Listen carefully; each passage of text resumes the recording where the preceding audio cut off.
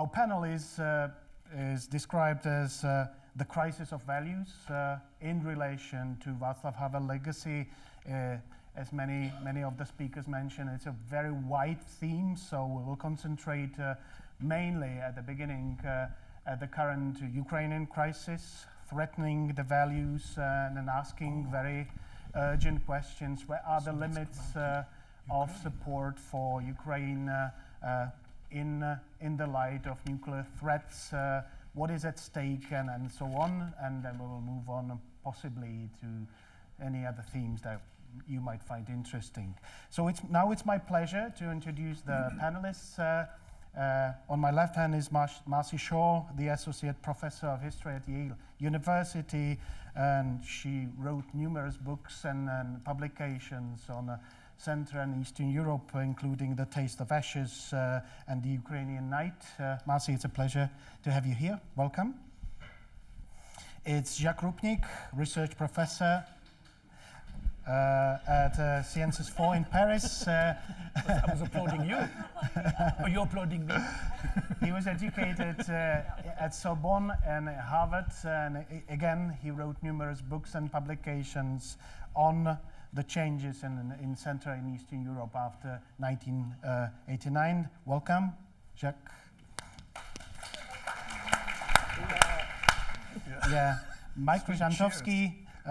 He's a diplomat, politician, writer, translator, and current executive director of Václav Havel Library in Prague. He's also an author of Havel's biography, A Life, who was published in 2014. He was close associate of Václav Havel, his spokesperson, and he was then Czech ambassador to United States, Great Britain, and Israel. Welcome, Michael. Thank you. And last but not least, Vladimir Tismaneanu, Romanian-born American political scientist who is now with Professor of Politics at the University of Maryland, College Park. He's also an expert in revolutions, 1999, Leninist legacies, memory, responsibility, morality, etc. Welcome, yeah, Vladimir. Etc. More. Et primarily, etc. Primarily. Responsibility, morality, okay, so let's open our discussions with your opening remarks, intro, reflecting on the crisis of values in the light of Ukrainian struggle for freedom and self-independence. Marci, would you start? Sure, absolutely. First, welcome everybody, and welcome to the students. Oh, sorry, let me try that. Yeah. Can you hear me now? Yes. Yeah. Okay, excellent. Welcome everybody. Thank you especially to Milan for inviting us all. Welcome to the students. I'm going to try to watch your faces to see like what makes sense and what doesn't make sense. So if I'm not making sense, just look confused, and I'll try to clarify. So these are very broad topics. We were just saying to Jacques that maybe today we could also resolve all the problems of the existence of God and the meaning of life, and we could just take care of all that this morning, and then we could move on. Since this panel is about values, I decided that I would start with one that I think was very important to Havel, and that I would make an argument kind of comes to Havel, especially through Patočka, or in dialogue with Jan Patočka, and that's responsibility. And it's something I've been thinking about a lot lately in connection with this war. Responsibility as a value. And I will try not to talk too long. Maybe I will just throw out two moments in Havel that I think illuminate his ideas about responsibility, and then my friends and colleagues here can respond. So Michael here, who is the translator of the famous speech that Havel gave to a joint meeting of the United States Congress in February 1990. There's a very famous line from that speech, which I don't expect all the students here to know, but I'm glad I know my colleagues here already know. I was, at that time, it was right after February 1990, I had just turned 18. It was my last year of high school. I knew nothing about anything. but I was very caught up in the drama of the moment. It was really the moment that kind of brought me to Eastern Europe, a place about which I knew nothing, largely through the very beautiful translations of Paul Wilson, who kind of seduced me into reading Havel because they sounded so extraordinary, and they were in a language that no American politician had ever spoken. And I was very drawn to that language. There was something very romantic about it. At that speech that Havel gave in Washington in February 1990, he stands up there and says, and this is Michael's translation here, consciousness precedes being, and not the other way around, as the Marxists claim. And later Martin Palos said that somebody commented to him, one of the American journalists, like, wow, if I could talk like that, I would run for God. Now, I think there's a very good chance that no one in the American Congress remembered that moment in German ideology where Marx and Engels talk about being preceding consciousness. It's very possible the reference was totally lost on everybody who was present. But as someone who teaches intellectual history and teaches Marx, it's become very important to me, because Marx's idea was that consciousness, how one thinks, is essentially derivative of your objective position in the materiality of the socioeconomic order. And so you're a worker, or you're a factory owner, or you have a position, in a certain structure, and that is what structures and determines your thinking. Being precedes consciousness. Consciousness is fundamentally superstructure for Marx. It's derivative. It's not causal, it's derivative. And what Havel, it seems to me, was saying here, and Michael may have other ideas, he can certainly jump in since he's the one who probably knows more what Havel was thinking, is that consciousness precedes being, is that how we are thinking, how we are processing the world, how we are understanding the world, what we are saying, that is prior to, and in some ways transcendent of, our objective position in the socioeconomic order. And for me, that has been a kind of manifesto of responsibility. Wherever we are, whatever the conditions might be, we are still responsible. That kind of responsibility transcends anything else. And this was one thing that I think brought Havel and Adam Michnik together. Adam Michnik's idea of as if, and Vladimir could speak to this as well, we live as if we were free people taking responsibility for everything we say and everything we do, regardless of any constrictions, regardless of constraints. That responsibility is always already with us. I think that's what he was saying in the 70s and 80s. And just a couple years ago, literally 2 or 3 years ago, before the war, but still during the Trump catastrophe, my husband and I were having lunch with Adam in Warsaw, and I was tearing my hair out, and I was like, I don't know what to do. I feel helpless. You can't go here, you can't go there, there's no, and Adam says, never say that. Never say there's nothing that can be done. I have always told myself, in every situation, it's always possible to do something. And for me, that's been a kind of manifesto that comes from Havel. Now, Havel says in the famous story about the greengrocer in Power of the Powerless, that he learned from Jan Patočka, the thing about responsibility is that we carry it with us everywhere.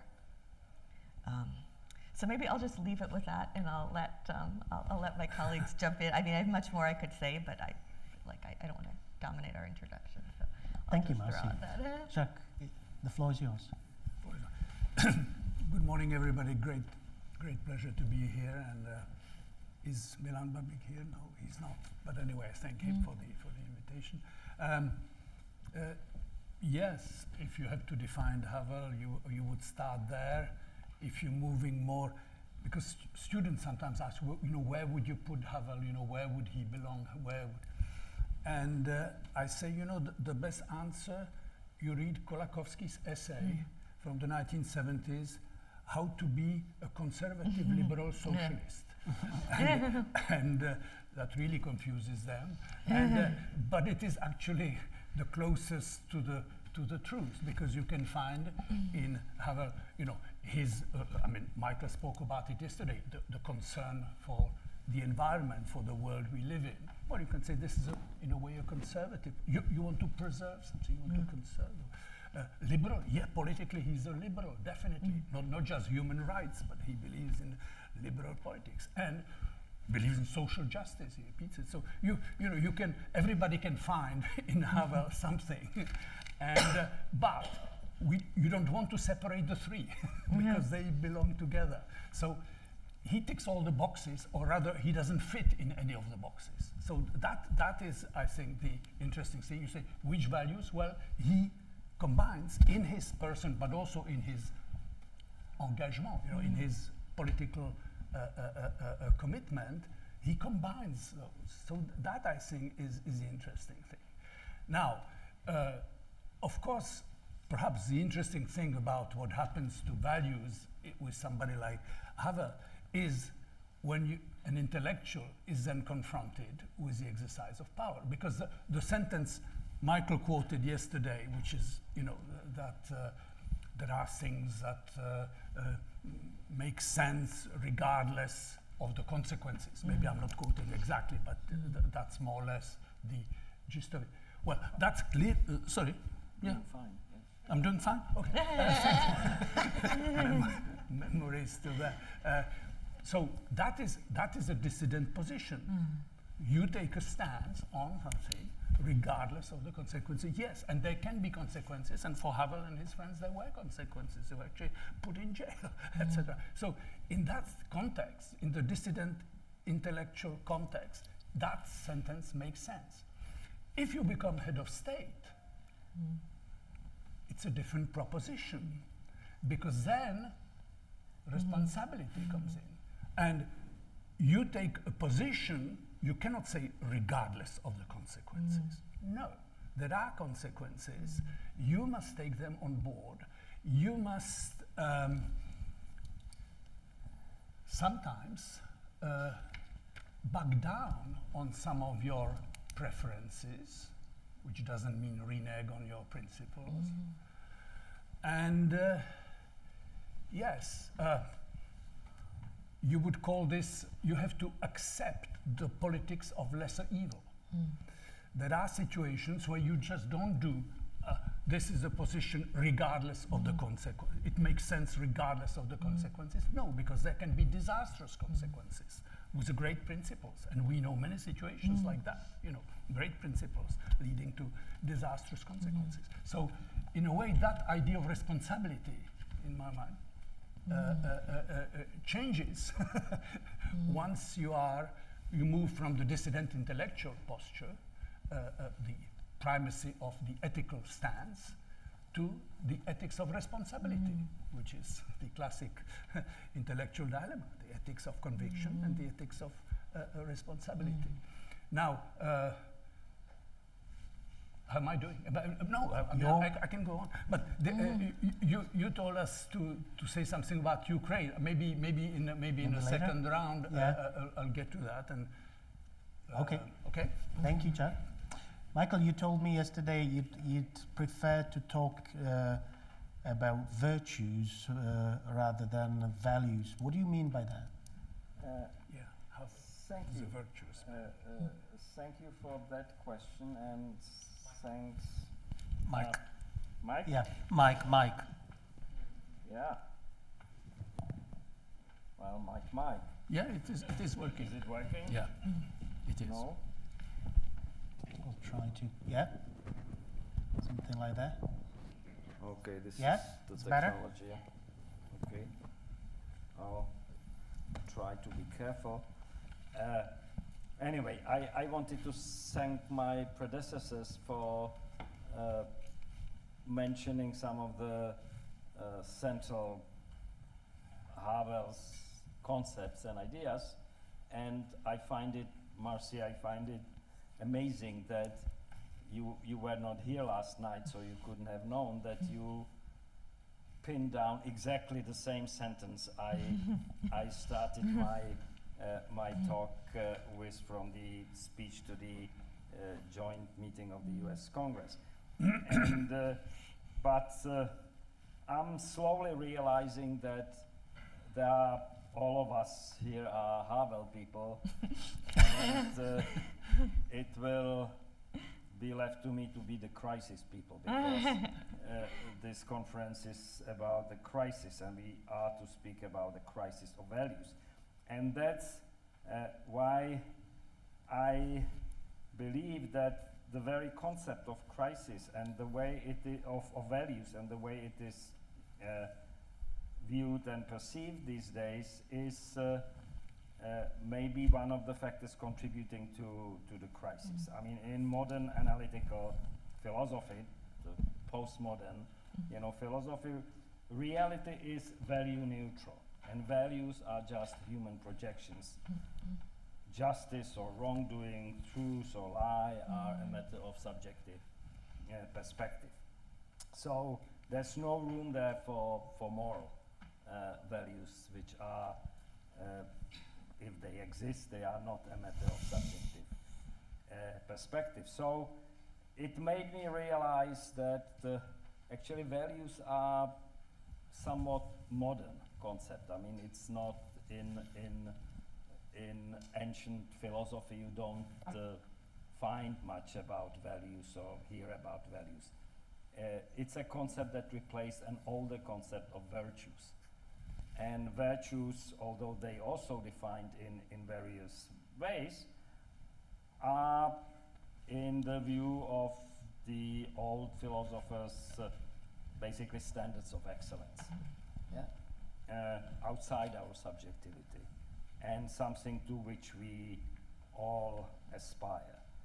And things like tolerance, righteousness, truthfulness, generosity, honesty, fairness, patriotism, responsibility are some of the ancient virtues. And of course, most of them can be translated into the language of values these days, but we have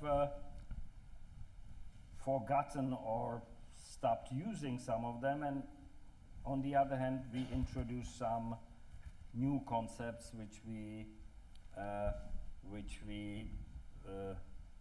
present as values. And to illustrate what I have in mind, we in Europe are always talking about the European values, and sometimes we're not quite sure what they mean. And but we have some documents in which the values are listed, and the Treaty of Lisbon, our current document, aching to a constitution but not quite there, lists some of them as the values of the Union, namely respect for human dignity, freedom, democracy, equality, the rule of law, and respect for human rights. And I think it's hard to argue with the list. It's something. It's a good start. we should all agree on, but there are some items, at least for some of us, missing from the list. There's nothing about justice. There's nothing about truth. There's nothing about generosity. Nothing about honesty. Nothing about temperance. And as Marci suggested, nothing about the central concept of responsibility. And on the other hand, we in Europe have some, and in the United States as well, we have some values which are subject to controversy, to culture wars, and so on and so on. And these are things like, family values. We have a controversy about those. Capital punishment is the clear division line between Europe and the United States, and we Europeans feel very virtuous in comparison with the Americans, because we are all against capital punishment, have always been against capital punishment. No, not really. I mean, in the 1970s, we were still executing people in France and in other countries. Okay. You mean, as the Germans put it, einmal ist keinmal, yeah? One too many. One too many. No, it's not something that has been with us for centuries. It's been with us since prosperity came to Europe and peace came to Europe after the Second World War, and we, went that way. But the question is, would we stay that way if things became much harder, much more contested? If I don't want to paint alarming pictures, but if terrorism in a major wave came to Europe, you would expect calls for the death penalty to be reinstated, etc., etc. And it's the same with concepts like patriotism. We feel these days we can do without patriotism, or we can replace patriotism by a European identity. And again, we are halfway there, and we are arguing about which way to go. Secularism is also another thing that many Europeans consider a value, but some are not. So what I'm driving at is that values are, or maybe can be, ephemeral, whereas the virtues, responsibility, truth, generosity, are the things we should base our conduct upon, and they are here to last. I will stop here. Thank you, Michael. Vladimir, your thoughts on crisis of values in the light of Václav Havel legacy? Yeah, thank you very much for having me here and allowing me to be with very close friends and make new friends. So I'll try to be brief. I was telling 5 minutes. I'll try to look into the time there. So the first thing to be said is that to be a follow-up to Michael Žantovský's presentation yesterday, to the end of his presentation, was about the return of fascism. So what kind of fascism are we dealing with? Is it postmodern fascism, as Gaspar Miklos Tamás once wrote about? Is this a composite, very heterogeneous type of fascism that it's a kind of bricolage that collects from different places? It's all of them, obviously, or at least obvious to me. Second, following Michael's, for me, inspiring presentation yesterday, I jotted down a number of thoughts this morning. Thanks to Facebook, I know what I published a year ago. So, so a year ago was 80 years since Babí Jar. So today is the Babí Jar 81st anniversary or commemoration. Remember that a year ago, Babí Jar monument had not been bombed. Now we live in a world in which the Babí Jar monument in Kiev was bombed. So I was thinking, what kind, I'm not going to go into details. Babí Jar is the ravine next in Kiev. It used to be the outskirts and is now center of Kiev, I think. And Marci, is it in the center? Yes, it's in the center of Kiev, Babí Jar, more or less. Broadly defined. Okay, but it's the ravine. 30,000 people were killed. So I'm going to say what I think about the legacies of Babí Jar and the problem of fascism, especially since we have all this discussion about the Italian elections and so on and so forth. So where is fascism in the story? Havel was very concerned about totalitarianism in general. So he was a closet Arendtian. He would not quote very frequently Hannah Arendt, but he was clearly inspired to a great extent by some of her ideas, including the ethos of responsibility that Hans Jonas actually developed very much. It was a book which was very famous in Germany at a certain moment. So about Babí Jar. So the massacre happened 81 years ago, in late September 41. The name of the Kiev ravine is frightening in itself. It bears witness forever to the millions of Jewish people murdered in what our friend historian Timothy Snyder called the Holocaust by bullets. For decades, the Holocaust was taught and thought of as the Cyclone B Holocaust, the gas machines, etc. Because under the Soviet rule, the rule under which both the leader of the aggressor and the leader of the aggressed grew up at this moment, I mean Putin and Zelensky, under Soviet rule, the peculiar suffering of the Jewish people was basically glossed over. The monument that created a famous moment in 1961 was the publication of the poem by Evgeny Yevtushenko, Babík. Okay, Khrushchev. I speak Russian, so I can pronounce Russian. Okay, Khrushchev himself reacted to the poem. Okay, so the idea was that these people died as Stalin put when they banned the black book of the crimes perpetrated by the Germans against the Jewish population that Ehrenburg and Vasily Grossman put together. It was banned because, according to Stalin, these people died as Soviet citizens, not as Jews. Okay, so what we have here is, okay, let me try to find my last, okay, so the horror was perpetrated by German military, inebriated, some of them Waffen-SS, some of them Wehrmacht.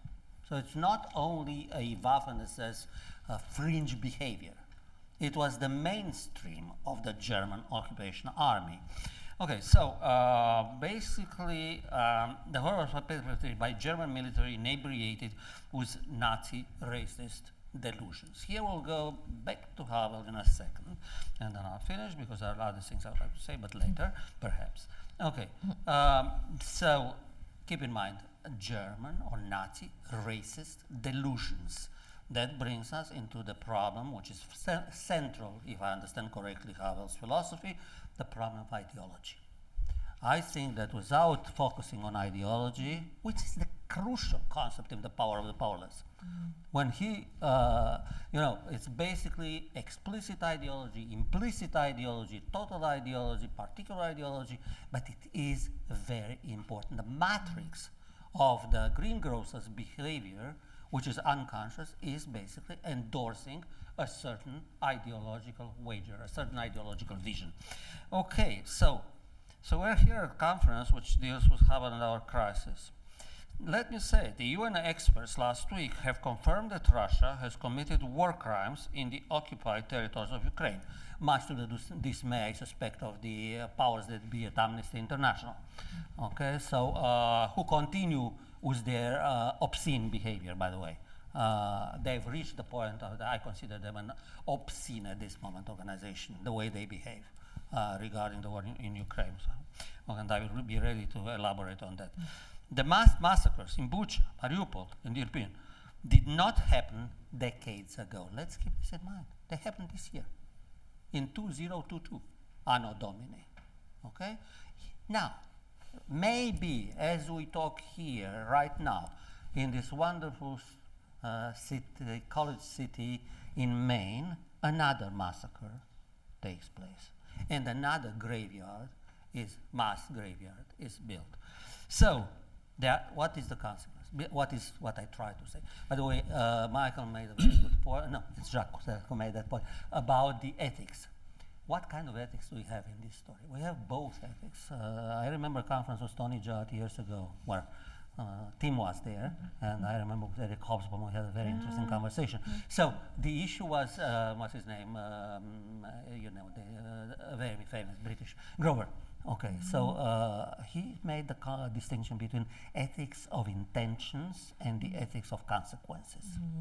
This is a very important dichotomy, I think. So, these are consequences of an ideology, in this case, a murderous ideology. So what ideology, and with this I'll finish, what ideology do we talk about? And I'll try to apply later how this ideology operates along the lines of the ideological self-reproduction mechanism that Havel analyzed in The Power of the Powerless and other essays, and not only Havel, but we're a conference on Havel. Okay, so the ideology, and remember the number of books and the number of topics which were recently banned in Ukrainian higher education, and I think also high school education, among them any propagation of the Ruschist, whatever, combination of Russian and fascism ideology. There is such an ideology, it has to be identified, and it's clearly inspiring, whatever people say, that everything in Putin is whatever. I'm not going to go into all the Putinology. There are other people who can do it. I think I can handle a good discussion on that, but we'll have a team to discuss. So, for me, Putin's Russist thugs treat Ukrainians as, listen to Pachet, great philosopher Vladimir Solovyov, that this idiot took the name Vladimir Solovyov. Okay, who is a criminal, truly a criminal. He's the Julius Streicher of the Putin regime. Okay, so I hope that he will have the same fate. But you told me that Europe doesn't have the death penalty anymore, so they are going to enjoy their Côte d'Azur castles and so on. Oh, Solovyov has a huge villa in Monte Carlo. Yeah. Okay, which was He will frozen not at be this able to moment. go there. So this ideology for me, which dehumanizes the other, in this case the Ukrainian. Those who committed the mass crimes were committing them with the conviction that the Ukrainians there are not worth a life. So in other words, the value, if we are to go into value, it's the worthfulness of life versus the worthlessness of life. This is where I see the major distinction. So between, if I were to be Freudian for a second, between the eros and thanatos, between the instinct of life and the instinct of death. Putin is at this moment, I name it generically, the imperial ideology of the Russian Empire. I can go. So Putin is basically reconstructing the cult of death, which was at the very heart of the fascist ideology. So, to conclude, Putinism and the other related ideologies, including Orbanism in Hungary, are what I call the real 21st century fascism. Whatever Meloni is and Le Pen and so on, they are just marginal in this story for me. The story is the big narrative, the big story there is what's coming against all the values of the civilization. And with last point, Havel was a fighter for NATO enlargement. Remember that much of Russism is that NATO provoked Russia. It goes way back, Mary remembers, in Pittsburgh at a conference we had at AAAS, when I managed to infuriate some of the good friends who were against NATO enlargement, and it was what, 95, 96, okay? And they said, what would Russia say? And in front of a large audience, I said, I don't care. Send Russia to the therapist, okay? They didn't send Russia to the therapist, so we have the consequences. Okay, thank you, Vladimir. Okay, I'd like to move on. What this responsibility, what these values, virtues, how do they translate into action in the light of the current Ukrainian crisis? We see a country being attacked by clearly totalitarian regime. We hear nuclear threats. Where are the limits of support of the West for Ukraine? Do you see them somehow? I found a quote of Václav Havel from 2003, when there was a big discussion about the intervention in Iraq. I have usually leaned toward the opinion that evil should be combated in its germinal stages rather than its developed form, and also toward the belief that human life, human freedom, and human dignity represent higher values than state sovereignty. That's Havel in 2003. We know how Iraq intervention ended and so on. I'd like you to comment on the similarities, dissimilarities between this intervention and Ukraine. I'd like to get to the point, where are the limits, for the support of Ukraine when facing the threat of clearly fascist state? Where do you see it, Marci? Okay, unfortunate Tim's not on this panel because he's very interested in this Iraq war comparison. He was very engaged with that question at the time. Okay, let me answer that by maybe going back to what Jacques said about Kolakowski's essay, How to Be a Liberal Conservative Socialist. And again, for the students here who don't necessarily have that essay in their head, which was published in the 1970s, Leszek Kolakowski was one of the great philosophers of the 20th century. A Pole, a former young Stalinist turned revisionist Marxist, turned not Marxist at all, came to a position, to some extent in dialogue with Isaiah Berlin, that values conflict. That some good things exclude other good things. That the great slogan of the French Revolution, liberty, equality, and fraternity, assumed that you could have absolute liberty and absolute equality. But in real life, those things are often in tension with one another. And for that reason, it's very difficult to find a pure space, an innocent space. Justice often works against mercy.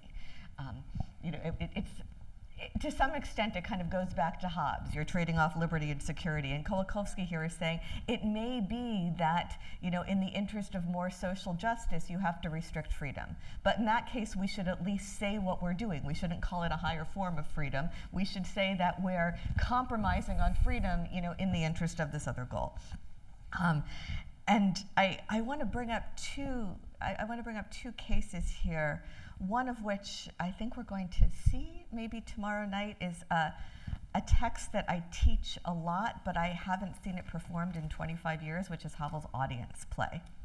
A one-act play starring Havel's kind of alter ego Vaniak, who is an intellectual, a dissident, and I hope I'm not spoiled. Can I talk about this, or am I going to spoil it? Okay, I'm sorry, I don't want to spoil the play for those of you who haven't seen it.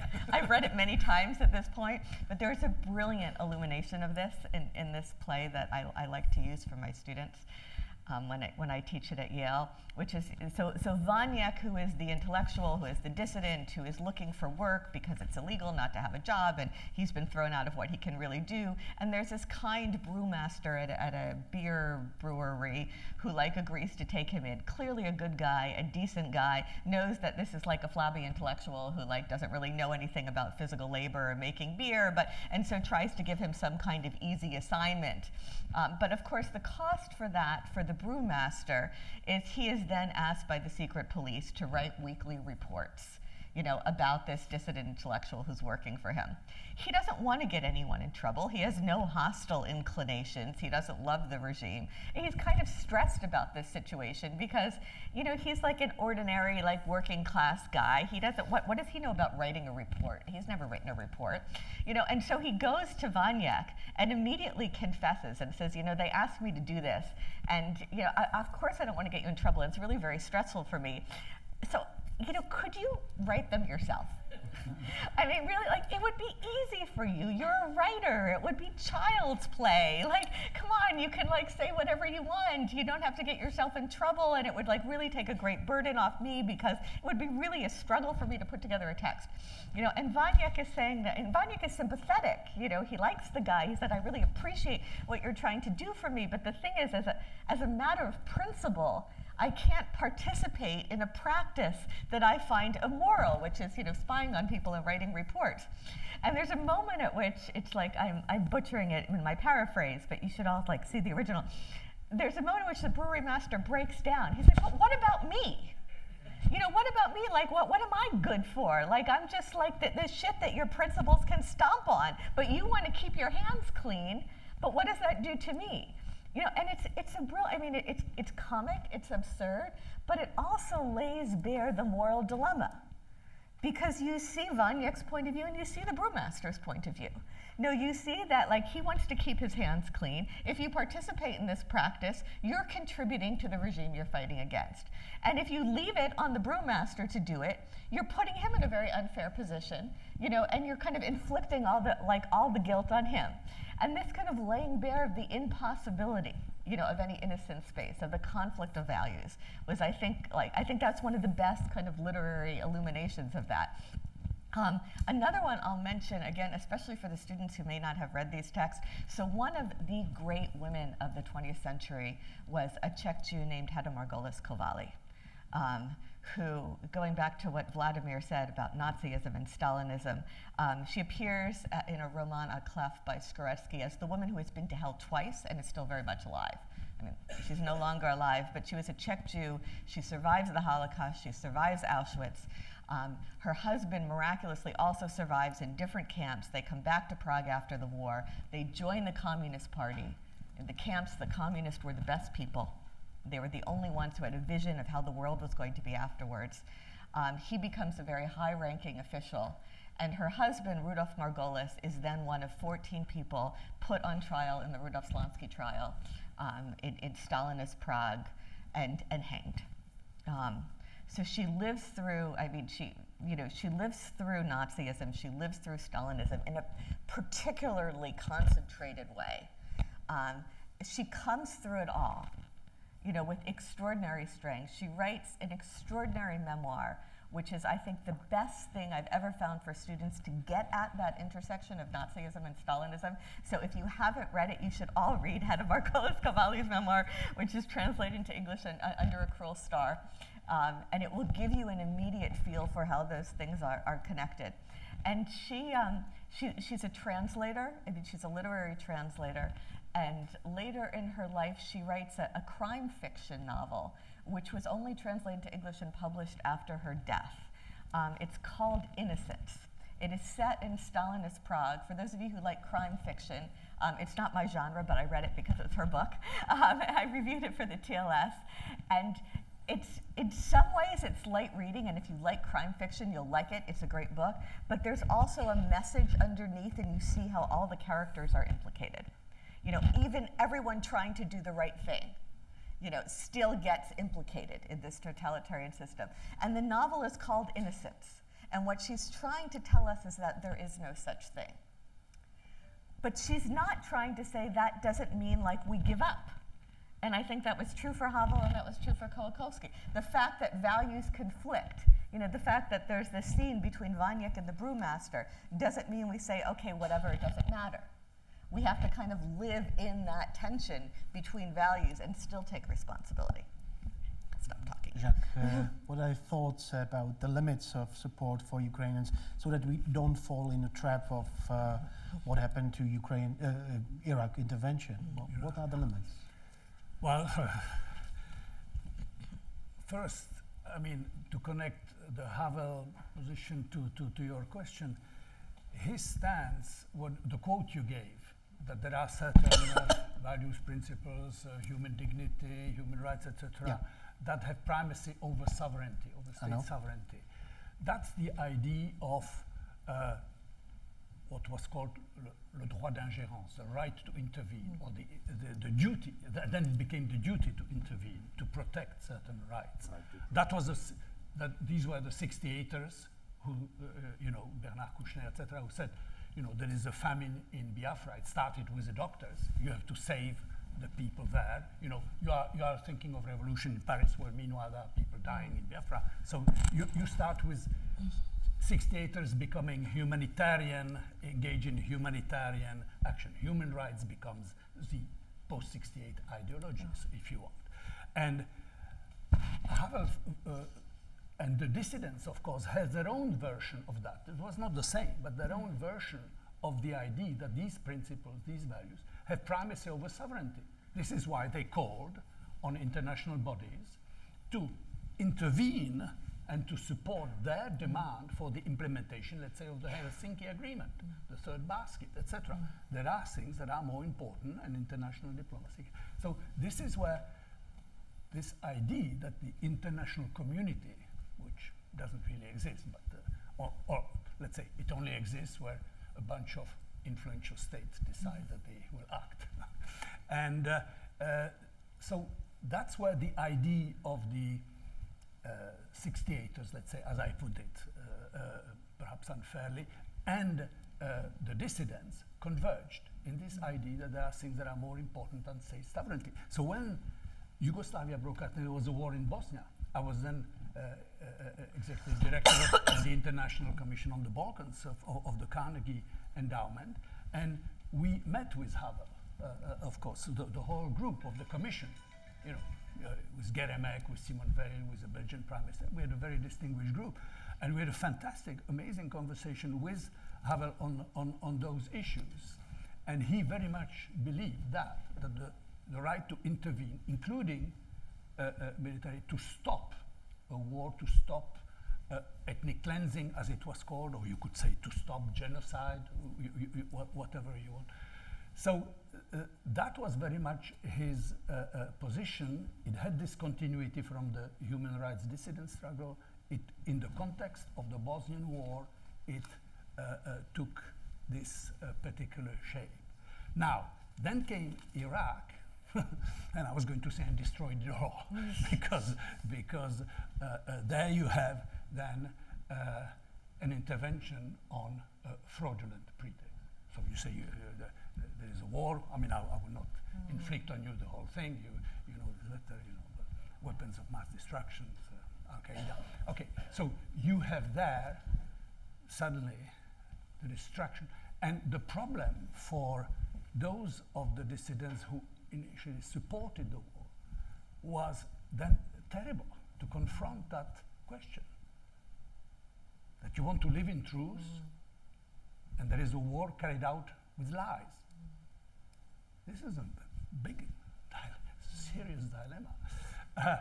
And you can always say, but they did the right thing for the wrong reasons. Or you can turn it around and say, no, they did the wrong things for the right reasons. You have your variation on this theme, but it's a real dilemma. And Adam Michnik backtracked. He's one of the few courageous people who then wrote an article in the New York Review with Janos Kish, who was a dissident but an opponent of the Iraq War. And he wrote with him, basically saying that he had been wrong, but he had been wrong because he did not fully have these answers. So, yes, in the Ukrainian context, we are now confronted with the legacy of that. We, as the international community, or we as the West, etc., are in a way also, our public opinions have been constrained by that. I mean, remember when there was Syria intervention, stop the war, 400,000 dead. Intervention. And it was stopped, you know why? When British Parliament did not give the vote in the Commons. Why? Because you have taken us for a ride once, you will not do that again. And once the British said no, then Obama pulled out, and the French president, who was for it, was all dressed up and nowhere to go. So that's yeah, it has consequences. You know, when we discuss, yeah, you have principles and consequences, and if you do the right thing for the wrong reason, or the wrong thing for the wrong reasons, this is has happened to be the case. And Tim is much more sanguine than I am on this subject. So he is not here, but I heard him in those days. We had discussions. He was much more sanguine than me on the subject. But yeah, there is a real dilemma then, and our public opinion nowadays are very much constrained by that. The idea of intervention, the idea of projection. So that doesn't mean you can't do anything. Right?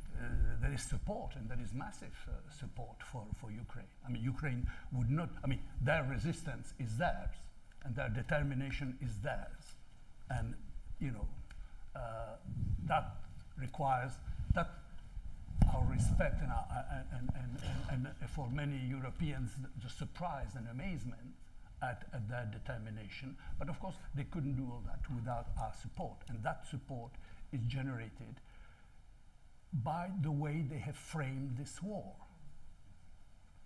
I mean, Zelensky has made now dozens and dozens of speeches on this, but very early on, in his speech, for instance, to the European Parliament, this was on the 1st of March, so, you know, days after the conflict started, where he says, this is a war against us, but it's also a war against you.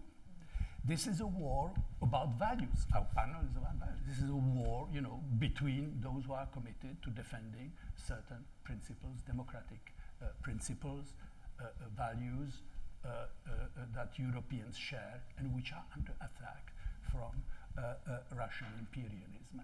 And he framed it in those terms, and that was heard by Europeans and in the European Parliament in those terms. And that is crucially important, because suddenly it puts Ukraine on the European map in a different light, because it's not just, oh, an Eastern post-Soviet country, faraway country of which we know nothing. It is a country that claims to be part of our family, and it is actually fighting for that. And that changes the picture, because Zelensky framed that war in terms that, especially in Central Europe, resonate. We are the kidnapped West, to use the Kundera phrase. And that was a key Kundera sentence, his essay about the kidnapped West, and that contributed largely in the 1980s to changing the mental map of West Europeans vis-a-vis Central Europe. The influence of that essay is just enormous, which incidentally has been republished now. Already sold out, the French edition, the second edition, 12 languages. So the essay is about Europe and Russia and about values and how to define them. And of course, it's a 40-year-old essay, but somehow the way Zelensky framed the conflict rings that bell again. And that is, I think, the basis for the way the Europeans today respond to the Ukrainian war. Michael, you've mentioned it in today morning. We might face a situation tomorrow where Russia annexes another parts of Ukraine by this, you know, fake referendums like Zaporozhye, Kherson, Oblast, and whatever, and then claim if you attack these regions, you attack Russia. So it's a, you know, huge dilemma for the West and so on. How to avoid this Iraqi trap? How to avoid being driven mainly by the Ukrainian aspirations, but being driven actually of staying true to the virtues or values of the democratic West? What are your thoughts? Well, you know, I don't know you can. As Jacques said, moral stands have consequences, and that's why most people prefer to avoid moral stands. And some unique people like Havel and a few others don't. And I think we should recall his actual influence on actual developments and events during the period he was the president and shortly afterwards. I mean, Bill Clinton explicitly admits that two people, maybe he lists three people, but two people I remember, who persuaded him to intervene in former Yugoslavia were Václav Havel and John Paul II, the Pope. And it was a very difficult decision. I remember when I came to Washington as ambassador, I mean, the mood was not to intervene, to leave it to the Europeans, etc., except the Europeans couldn't stop it, and the result was almost 200,000 dead people. And then the international community, led by the United States, intervened and it stopped.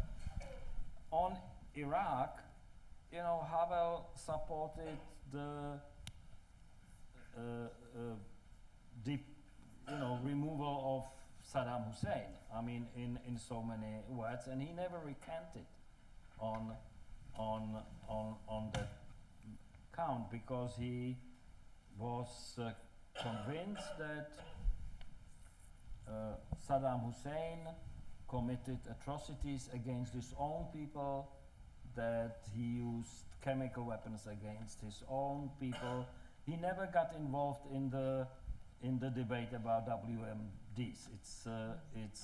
Which was the pretext, and the wrong pretext we now know, that led the United States to attack Iraq. But on the moral position that Saddam represented evil and should be done away with, Havel, you know, never thought twice about it, and he would never think twice about the current situation in Ukraine. It's what Vladimir said about the ideologies. I believe what is stunning about this conflict is the almost total absence of, you know, ideology. You know, what people like Dugin and Soloviev, you know, pass for an ideology may affect, you know, dozens of confused of Russian intellectuals, but it has, as far as I know, it has no really public resonance. It's the ideology, such as it is the hatred of us. It's hatred of the West and the values and the principles it stands for. And Havel famously said that the problem with Russia is that it doesn't know where it begins and where it ends. And this statement is sometimes misunderstood as, you know, confusion about Russian geographical boundaries, but it's something more than that. And I think the best illustration of it is that as long as Ukraine developed in the late 1990s and early 2000s along lines which were very similar to what happened in Russia as a semi-authoritarian kleptocracy with you know, no real democracy, no really rule of law. Putin didn't give a hoot about Ukraine. You know, it was free to rot there along with Russia. The moment the Ukrainians, you know, had some ideas of their own and said, you know, maybe it's time to introduce some freedoms and rule of law and move west and think about joining the European Union, that moment they became the enemy, because that moment they became us. And it's not something, in my mind at least, we have a choice in.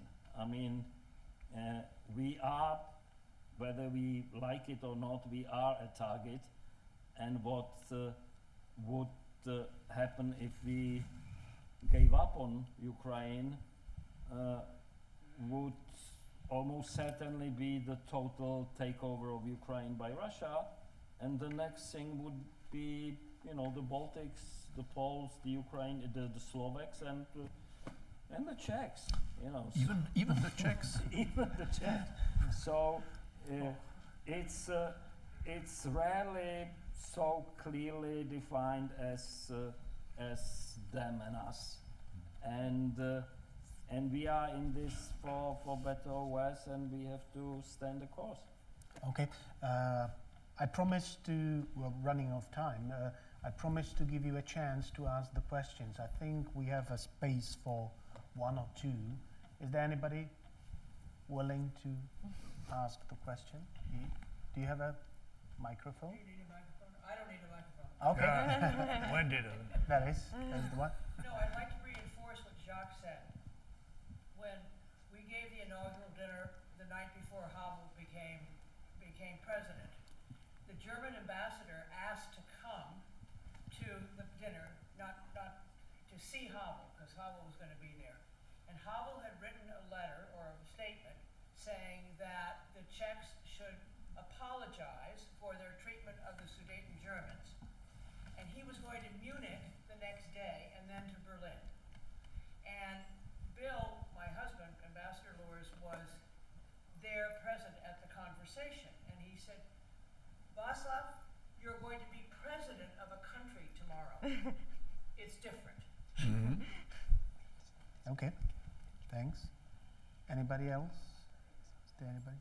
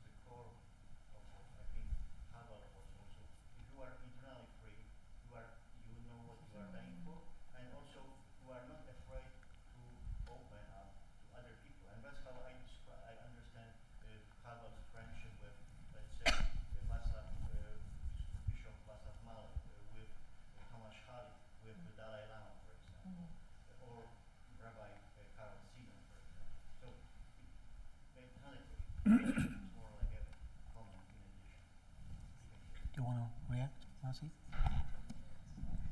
Yeah, maybe if I could just say something like a little bit personal then in response. I'm always speaking too personally in these contexts that are somewhat formal. But when I came to reading Havel, when I came to reading the East European dissidents, I was a young peacenik. I was mourning Abbie Hoffman's death. I considered myself a pacifist. I was very drawn to the spirit of nonviolent resistance, to the Helsinki Accords. The first person I met when I came to Prague, which was the first time I had crossed the former Iron Curtain in 1993, was the philosopher Bohumir Janat, one of Patočka's students, who signed the charter. And I asked him about this, why did you choose nonviolence, as a means of resistance?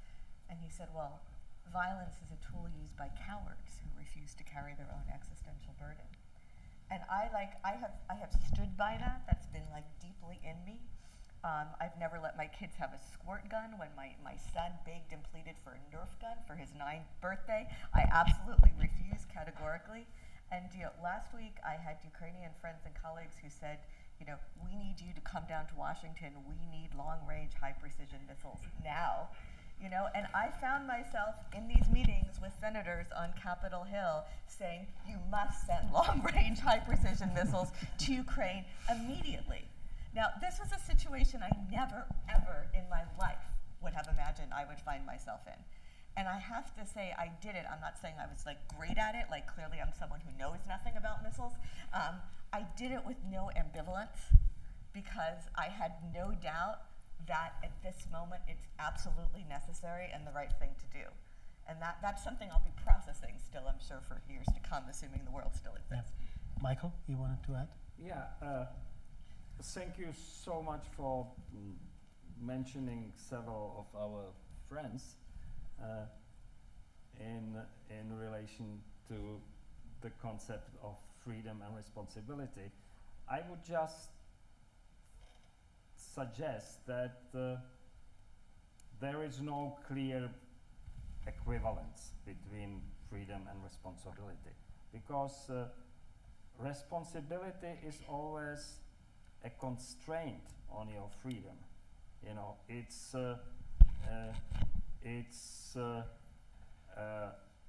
antagonistic to the concept of unbridled individual freedom. You're free to do what you want. That implies very little or no responsibility. With Havel, responsibility, and he writes about it repeatedly, comes out of the awareness that there is something higher beyond the horizon of our everyday experience that is watching over our acts, and that the acts will one day be judged, as Václav Havel writes. And so for me this is a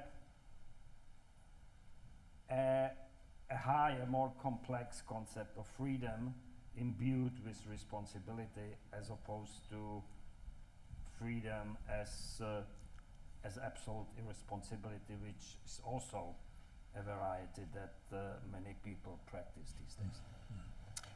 I'm afraid we have to end here.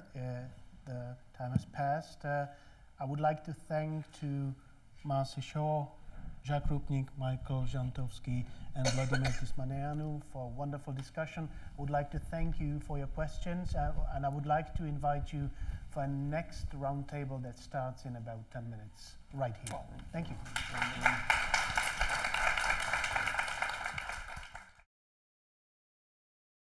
So, welcome everybody. My name is Daniel Konrád. I'm a Czech cultural journalist, and in this period of Václav Havel's often paradoxical life, I've been asked as a non-native English speaker to guide you through a debate about language. The purpose of this conference is to tackle some of the major issues of our times while drawing on the legacy of Václav Havel, first Czechoslovak and later first Czech president, whom, of course, we greatly encourage you to read, but don't expect you to know in depth. We've got wonderful guests, each coming from a different background, hopefully will provide an inspiring perspective. Having said that, let me introduce them. Each of them will give a brief opening statement, then we'll talk a little among ourselves, then we'll open up the floor for questions. Hopefully this time we'll do it a little sooner than the last time. So having said that, our first guest sitting next to me is Paul Wilson. I'll give him a proper introduction. He's a Canadian writer, editor, journalist, and translator who lived in former Czechoslovakia from 1967 to 1977, joined the Czech underground movement, and sang in a rock band famously persecuted by the communist regime called the Plastic People of the Universe. Aside from that, Paul translated Václav Havel's books and plays, as well as novels by great Czech writers such as Bohumil Hrabal and Josef Škvorecký. Please welcome Paul Wilson, and Paul, give us your remarks if you can. Right now? Yep. Okay. Let's do it like this. Thank you very much, and welcome. Thanks for coming out. When I was looking at this theme of the crisis of language, I'm a language student. I studied English literature at university, and the word crisis and language have never really seemed to me to go together. If you look back in the history of English literature, the great periods. You can't imagine Shakespeare and Marlowe sitting around a bar in London talking about the crisis of the English language, when in fact what they were doing was enriching it. If you go forward through the centuries, the next century, the person who might have possibly talked about the crisis of the language would be John Milton. But he was more concerned about censorship and the curtailing of public discourse and argument. I can't imagine Keats or Dickens or any of these 19th century writers talking about the crisis of the English language. In fact, the first time we encounter this in literature is in the 20th century. And I believe that it coincides partly with the arrival or the rising of of totalitarian dictatorships, namely in the Soviet Union and then in Nazi Germany. I want to draw your attention to some writers other than Havel who have actually dealt with this, the so-called crisis of the English language long before Havel did. One of them is a frequent resident of Maine, E.B. White. Now, you may know him as the author of Charlotte's Web and Stuart Little and some other children's books. But he was actually a very eloquent defender of democracy, and he had, as what he would call, a love affair with freedom, and wrote marvelous essays about this. But he was one of the first to actually realize that the ideas that were being put forward by the Nazis in Germany were actually infiltrating into the public mind in the United States. This was long before Twitter, long before hackers, long before anyone, any sort of technological way of influencing other countries. But he noticed that people, this is just around the beginning of World War II, before before America decided to go in, people were making arguments that were very much like the arguments coming out of Nazi Germany. Democracy is a mug's game. It doesn't work. Maybe what we need is stronger leadership. And he was very dismayed by this and wrote a lot of essays talking about the danger of this kind of defeatist thinking, which he felt was an infection coming in from abroad. Then the other, one more thing about White was that he was very concerned about how shall I say that? He wrote a book called, which is, everyone here should know it, called The Elements of Style. And it was a book that taught and gave some precepts about how to write clearly. I don't think it's any coincidence that a person who wrote so clearly and encouraged other people to write so clearly was also very clear-minded about the threats that were coming through linguistically and otherwise to a clear perception of what was going on in the world. The next writer would be George Orwell. And coincidentally, George Orwell also wrote in a very clear style. He also gave advice to writers about how to write clearly. And he was also incredibly sensitive to the influence of ideas coming from, and in this case, the Soviet Union. And he noticed that and wrote a great deal about how a lot of English intellectuals were actually supporting either Nazi Germany or the communist regime in Russia. And he said that this is partly responsible for the shoddiness of a lot of English writing. And he said that the English language was getting really, really turgid and muddy, and it was very hard to carry on a clear discussion. And he said the process is reversible, but we really have to work at it. So both Orwell and E.B. White argued that one of the greatest weapons that we have is clear thinking and clear writing when it comes to confronting totalitarianism. That brings me to Czechoslovakia, but not quite to Havel yet, because there's another writer who was very famously clear, famously anti-Nazi and anti-communist, and was a proponent of the new Czech democracy. His name was Karl Čapek, and we have actually in the audience we have a distinguished translator of Čapek with us. So anyway, he was, I would say, a visionary. I mean, he wrote a play about robots in 1920. He wrote a play called, Bílá nemoc, the white sickness, about a pandemic. He wrote a play about the danger of blowing the world up. actually it was a novel. And he wrote a play also about the, it was called The Insect Play, but it was about how army ants sort of war with each other, and they were kind of, they were metaphors for Nazi Germany and the Russians. So that brings me to Havel, and one of the first essays that I translated by Havel was something that, it was a speech that he gave in 1965 to the Writers' Union, and it was called On Evasive Thinking, and that sort of lays out his critique of the misuse of language, not by the communists, but by the reform communists, the people like the Dubčekists. He was extremely critical of their kind of slippery language, trying to come on as Democrats, but actually they were still using the same jargon and the same infected language as the people they were trying to break free of. And so his early plays were all about the kind of misuse of language.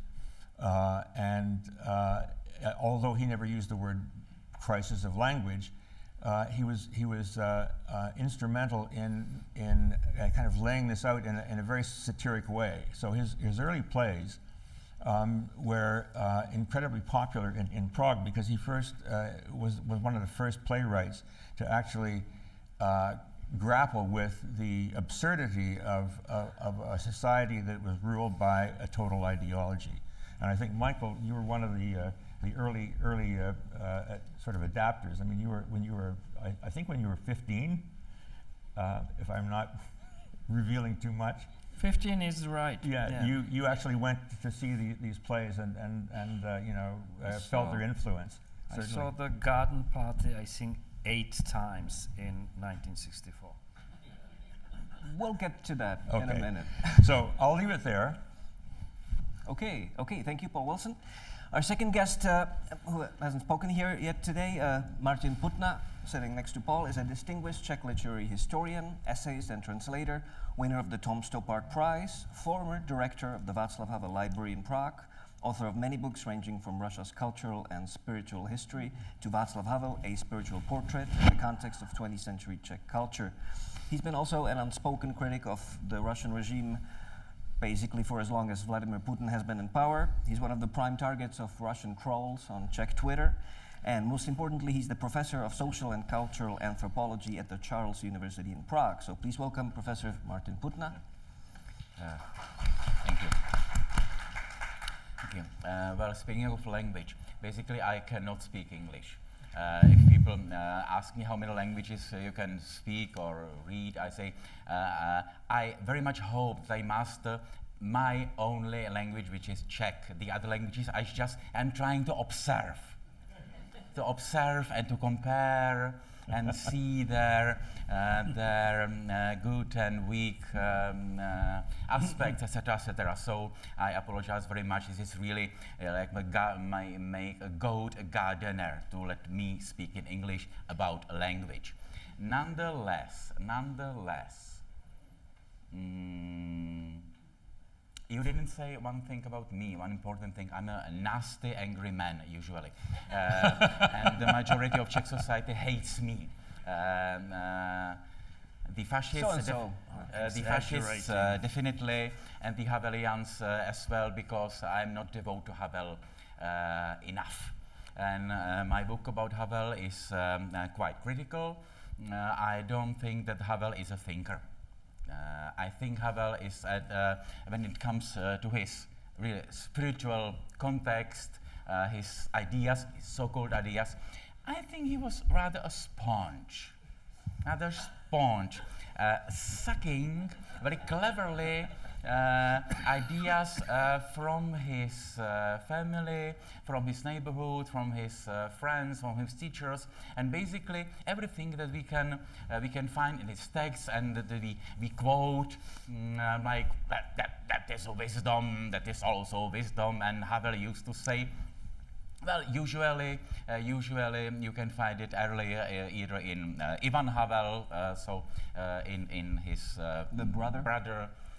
texts, or in texts of his teachers, Tomáš Halík and Zdeněk Nobover. And this is one of the problems of English audience or English intellectuals who are unable to, which is definitely not their fault, to read in Czech, that they cannot understand the broad context of the ideas and also of the language. And I think his only really original ability was that all the things he absorbed in himself to let go farther in a broader audience in a simplified way. That is why he was only one he was capable of becoming a head of state. Only he was capable of putting together the dissident movement, whose members were communists, Catholics, the evangelicals, Protestants, the Jews, atheists, alcoholics, whatever kind of people you can imagine. And he was the only one capable of putting it all together. And then, having become a president, to coin some sentences, some phrases that became famous. And this is something not secondary. If I, in the beginning of my speech, I told that he was not the original thinker, but this is an original quality, which only he himself possessed.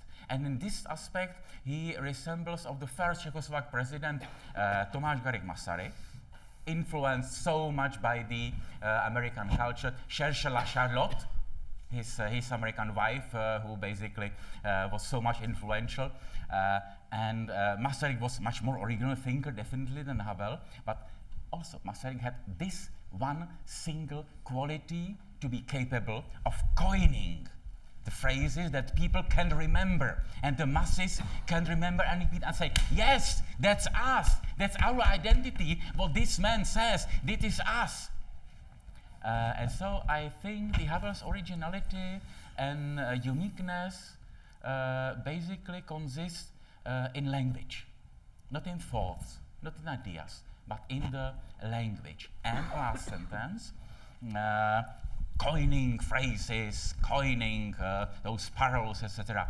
On the other hand, to, as Paul mentioned, to describe and observe and show in grotesque way the false language, the language of totalitarianism. And if we sometimes are thinking, what would Havel say about today's crisis? I think one thing he would do, he would be capable in a genial way to do. It is to make a parody of this identitarian language, of this Putin-Russist language of family values, national values, of all this bullshit. He would be, I believe, he would be capable of making fantastic grotesque of this identitarian fascist language. And since he is on the, he's over there somewhere, it's up to us to make fun of this Putin's language, to defeat Russia and make fun of the Russian and of others, dictators, totalitarian leaders' language, to make fun of them, because that is what makes them furious, to laugh at them. Thank you.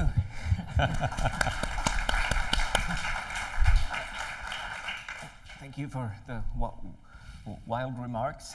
Sitting next to Martin Putna is Michael Žantovský. For those of you just joining us now, I'll give him a proper introduction as well. Michael Žantovský is a Czech diplomat, politician, writer, and translator who served as spokesman to President Havel, later became the Czech ambassador to the United States, Israel, and the Great Britain. He's the executive director of the Václav Havel Library in Prague, the same institution that Martin used to be the head of. Michael Žantovský also translated many novels, ranging from Norman Mailer to Toni Morrison. He's the author of Václav Havel's biography called Havel, A Life. And last but not least, 14 years ago, he mentioned it briefly yesterday, but Michael, while he was still a diplomat, he published a spy novel in secrecy, which includes massive protests in Belarus, Russian invasion, and Russia cutting gas supplies to Europe. So please welcome the foresightful Michael Žantovský. Well, thank you, Daniel. I promise this is the last time I'm speaking at this conference. It's, and you trust yourself? And I'm not about to get into an argument with my friend Martin about whether Havel was a thinker or not. But I think we will both agree that he was most certainly a writer. And for writers, language is the most important thing. And Havel worked with language and wrote about language all his life, and his talent that Martin mentioned to coin language that was that quickly became viral in today's parlance was uncanny. Paul has mentioned my early or first experience with Havel. I saw when I was 14, I saw the garden party, and then I went to see it again and again, and all my friends did the same. And we knew the play by heart. You know, we could quote the lines to each other and had enormous fun doing that, because it was debunking the official language of the regime in the most funny way that no one could approach. And the same experience many other people had, or younger people had years later with the audience that you're going to see tomorrow. Again, you know, parts of the play have become a part of popular language. It's you know, ain't them the paradoxes, right? Ain't them the paradoxes, right? And but there's one occasion on which Havel tried to write about language and its crisis more systematically, and that's his 1989 address to the German Booksellers Association on the occasion of receiving the annual Peace Prize. And he wrote an essay which is called Word About Words, and he starts with pointing to the magical qualities of word. He says that starting with the word that was at the beginning, you know, the words have had magical power, and that they can prove mightier. Havel said that 10 military divisions. But in the speech he also remarked on the dual purpose quality, the ambiguous quality of words, the capacity of the same word to cause good or to cause evil. He said the self-same word can be humble at one moment and arrogant the next.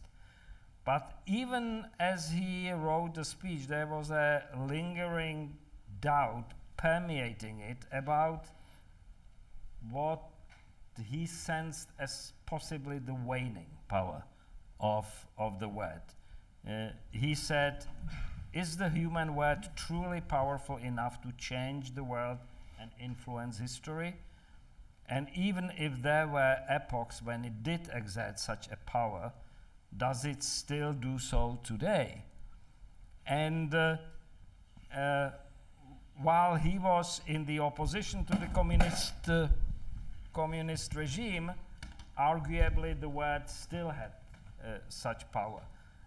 But it had something also to do with the nature of the regime, the scarcity of words, the censorship, the constraints compared to the overabundance of words today provided for, you know, a higher value of word than the devalued, inflated power it has today when we are bombarded by words all the time. And I think the current use of language by Russians in the aggression against Ukraine is most instructive. My mind, it goes one step further than propaganda, even the Goebbels propaganda, which is always trying to pervert language and spin language and demean everyone that is opposed to you and glorify everyone that is on your side. The Russians, on the other hand, play, you know, some version of a children's game of reversing tables. Every revolting aspect of their conduct is preemptively presented as an integral aspect of the conduct of the enemy. You know, war is peace, that is pure Orwellian, or war is a special military operation. Russia invaded Ukraine to protect itself from aggression.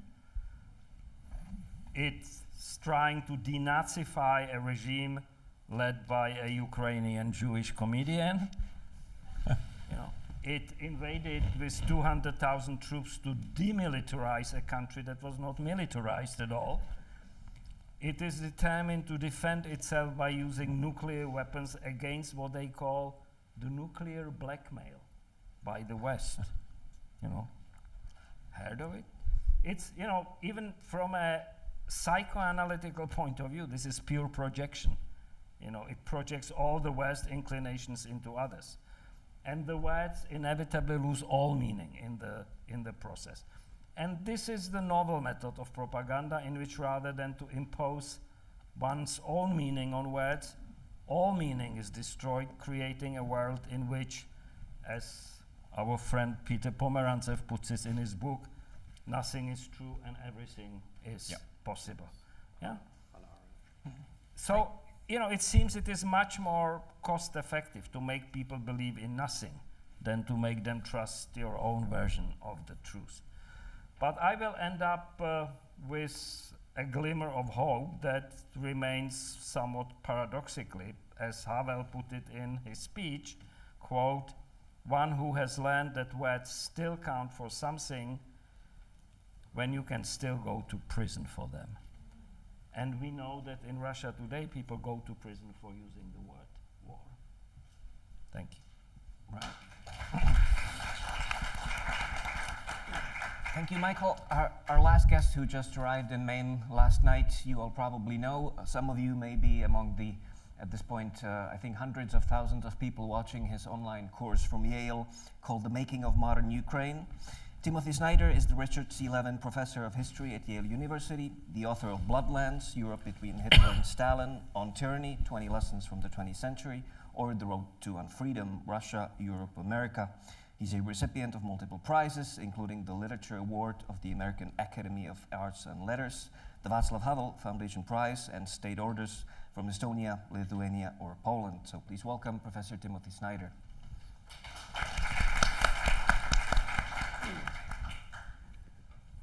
Okay, as was said, I arrived late, and I have the pleasure and privilege of speaking last. So I'm going to riff on the themes that have already been raised about language, but I'm going to start with a little experiment.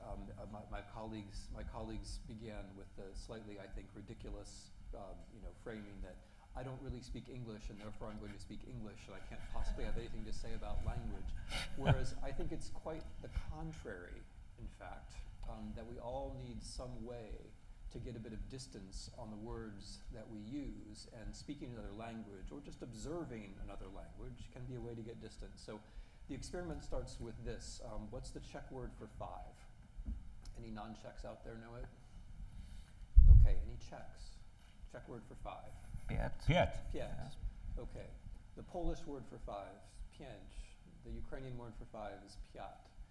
All right, they sound alike. What could that possibly mean? How is that possibly interesting? What's happening in your head when I make those sounds? Piet, pięć, piat. What is this called if I hit you? What's that called? Punch? In English, punch. It's called a punch. And the drink that the students who are not here today had last night, what is that called? Punch. Punch. Now, what does this and punch, is that just a coincidence that they're called the same thing? Has this ever occurred to anyone? It's not a coincidence. A punch is called a punch because I have how many fingers? 5. 5. Sure. And the drink punch is called punch because originally it was made with 5 ingredients. And the Slavic word for 5, piat, pięć, piet, recalls that original sound from an Indo-European root, which we all share in these languages. Now, why am I bringing this up? Because now that I've said this, the way that you think about the punch that you drink and the punch that, of course, you would never actually use because we're all about the mocny here, but you're never going to think about punch and punch in the same way again. And you're probably going to remember, I mean, if you're sober now anyway, for the rest of your lives, that there are Slavic words for 5, and that those Slavic words for 5 have something to do with punch and punch. We don't think in words, or at least I don't think in words, but the words that we hear and the words that we read change the way that we do think. Whether it's attending the garden party at the age of 14 or 15, when we are exposed to words, exposed to the richness of words, exposed to unexpected combinations of words, that changes the way that we think.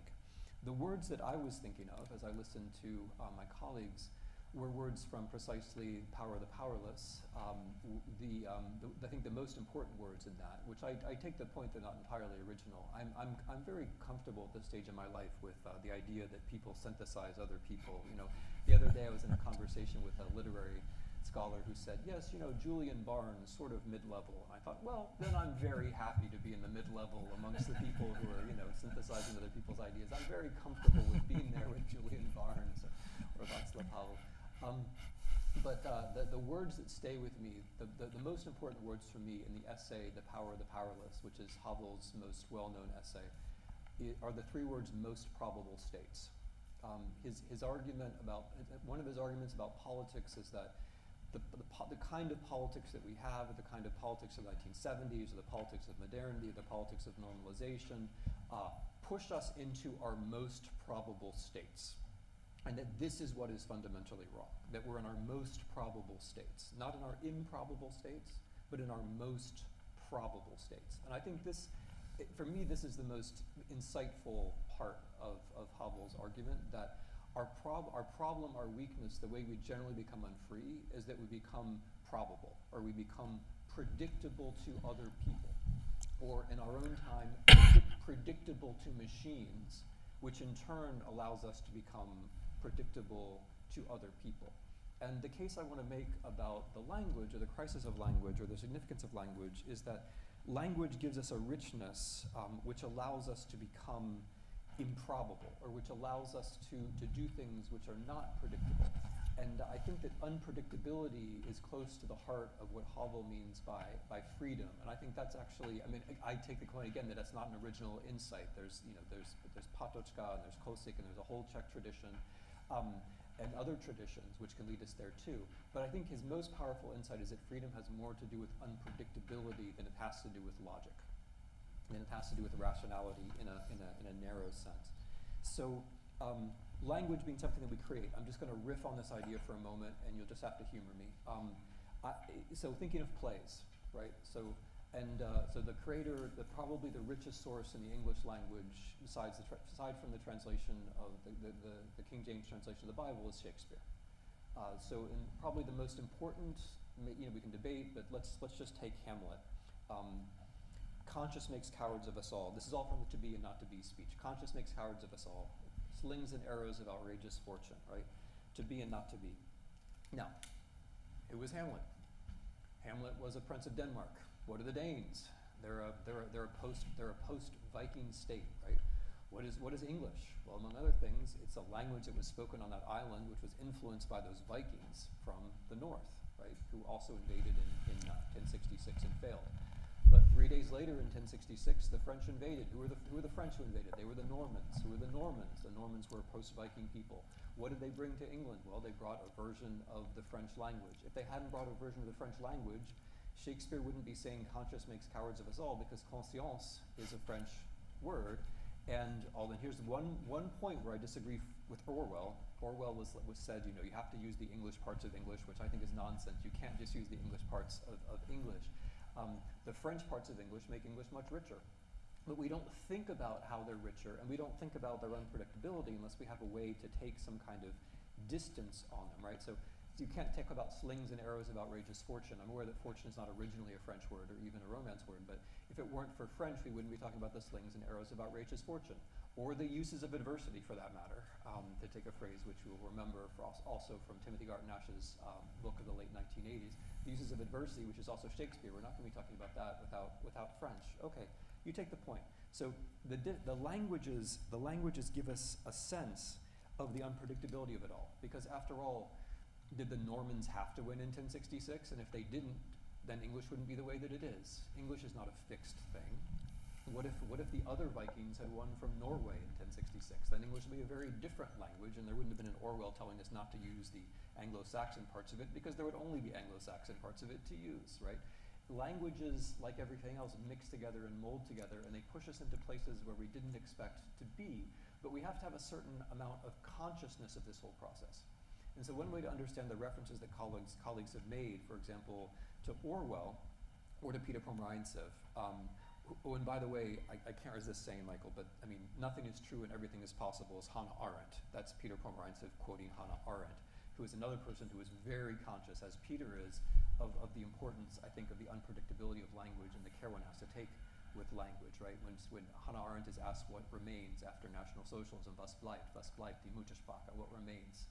The mother tongue remains, the language remains. My daughter does not remain in this hall. I hope she's somewhere that I can find her. Okay. Yeah, maybe somebody should go look for her. Where was I? These two. Pluralism is overrated. Okay, was bleibt. So one way to understand the reference to Orwell would be concern for the impoverishment of language. So Orwell was concerned in 1984 about the way the language could be made smaller. The language was made smaller. The plot of 1984 involves an office where the protagonist works, where they're constantly revising newspapers and they're rewriting dictionaries, so the dictionary has ever fewer words. And the idea is that with ever fewer words, there can be ever fewer thoughts, which is a simple thought, but I think it's fundamentally correct. In our day, that labor is being performed all the time, but is being performed automatically, not by people in an office, but by the way the internet works.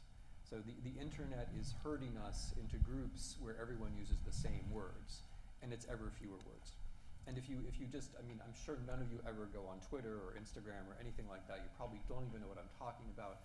I'm sure like none of you is on Twitter right now or anything like that.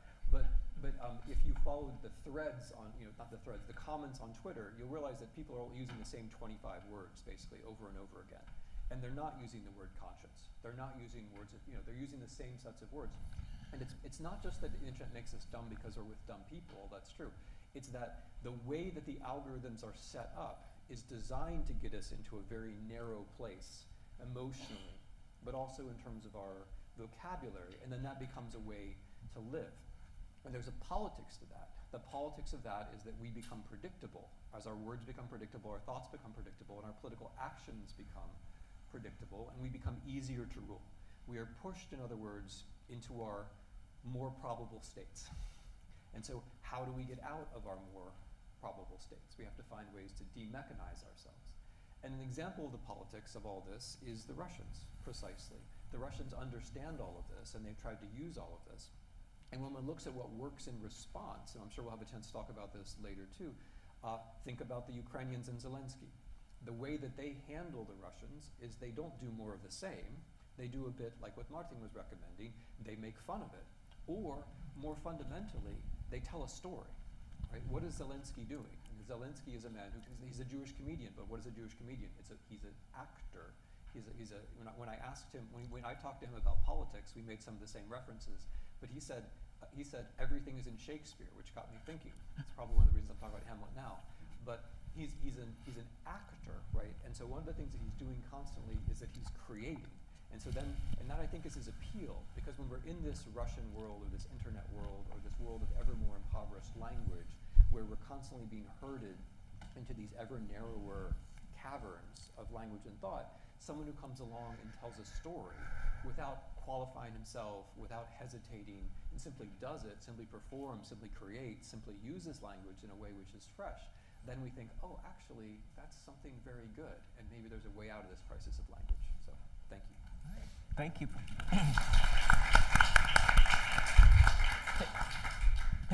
Picking right up on that, and one of the things that Professor Snyder was saying, that the words we use change the way we're thinking, and also connecting that to what Michael Žantovský mentioned, the current use of the Russian language in the war.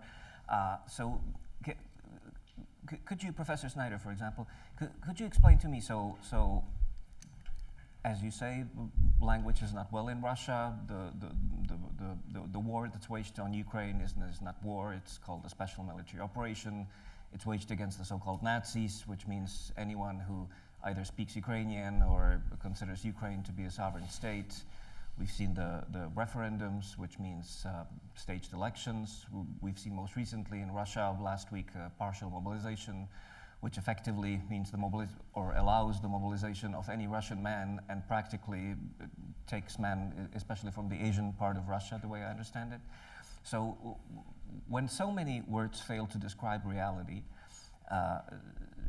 are we in a situation where language actually created some new reality for Russians? Or how do you interpret what goes on in the minds of ordinary Russians when so many words describe something else? Yeah, that was to me. Yeah.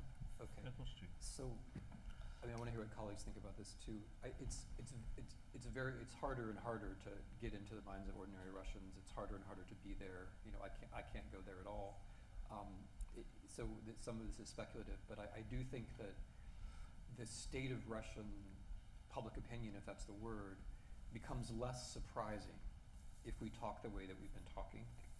Because if you take for granted that the kinds of processes that we've been describing are not just, you know, academic rhetoric, but are in fact social processes, then what's happening in Russia starts to look less Russian and more like a human possibility.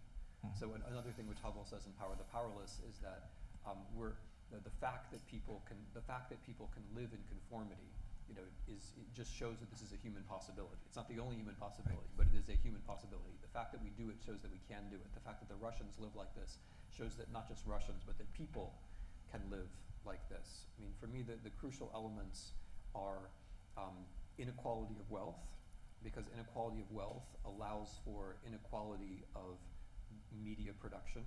In Russia, you have the extreme where you have the fake pluralism of the handful of television stations, which are in fact showing the same thing over and over again. And the simple thing that they're showing again, which is fascist, is a politics of us and them, where there's a chosen enemy, and the chosen enemy is the West. They chose the West deliberately. And that everything falls into that cycle of us and them, us and them, us and them. And that us and them, I think by no coincidence, is a binary feeling, right? And I think that it is related to actually the binary language that we're all falling into thanks to the internet. The internet thinks in a binary way, we don't, and when we compromise with it, we become more and more binary. With words themselves, I don't know about the rest of you, but I've been trying to listen to Russian soldiers and what they say themselves, and it is clear how, for example, being in Ukraine forces them to enrich their vocabulary. So for example, the word Ukraine itself. So if you follow the Russian soldiers when they invade Ukraine, they don't use the word Ukraine because Ukraine doesn't exist, right? There's the enemy, right? There's the enemy, they're the fascists, they're the Nazis. But after a few weeks or months, if they're still alive, they start talking about, I mean, I'm sure they don't notice they're doing this, and I'm sure they don't mean it as a gesture of respect or anything, but they start talking about Ukraine, the Ukrainian state, and the Ukrainians, which I find very interesting because it's a very concrete example of how, I mean, it's a terrible example, it should never have happened, it's not a laboratory we would wish to exist, but it's an example of how experience in life enriches your vocabulary when you come from a controlled world of media. but I want to hear what other people have to say about this. Right.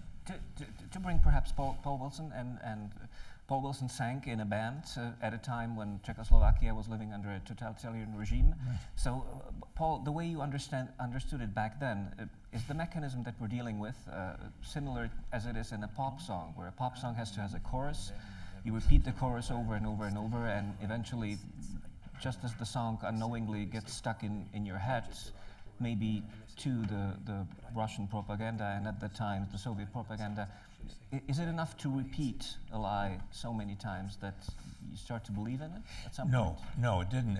My experience is that the more often those lies were repeated and the more often the Soviet slogans were repeated, the more people reacted against it. I mean, one of the girlfriends of the lead singer in the band once said to me, you know, I've seen so many anti-war movies, you know, I would just welcome a war instead of all this stuff about peace.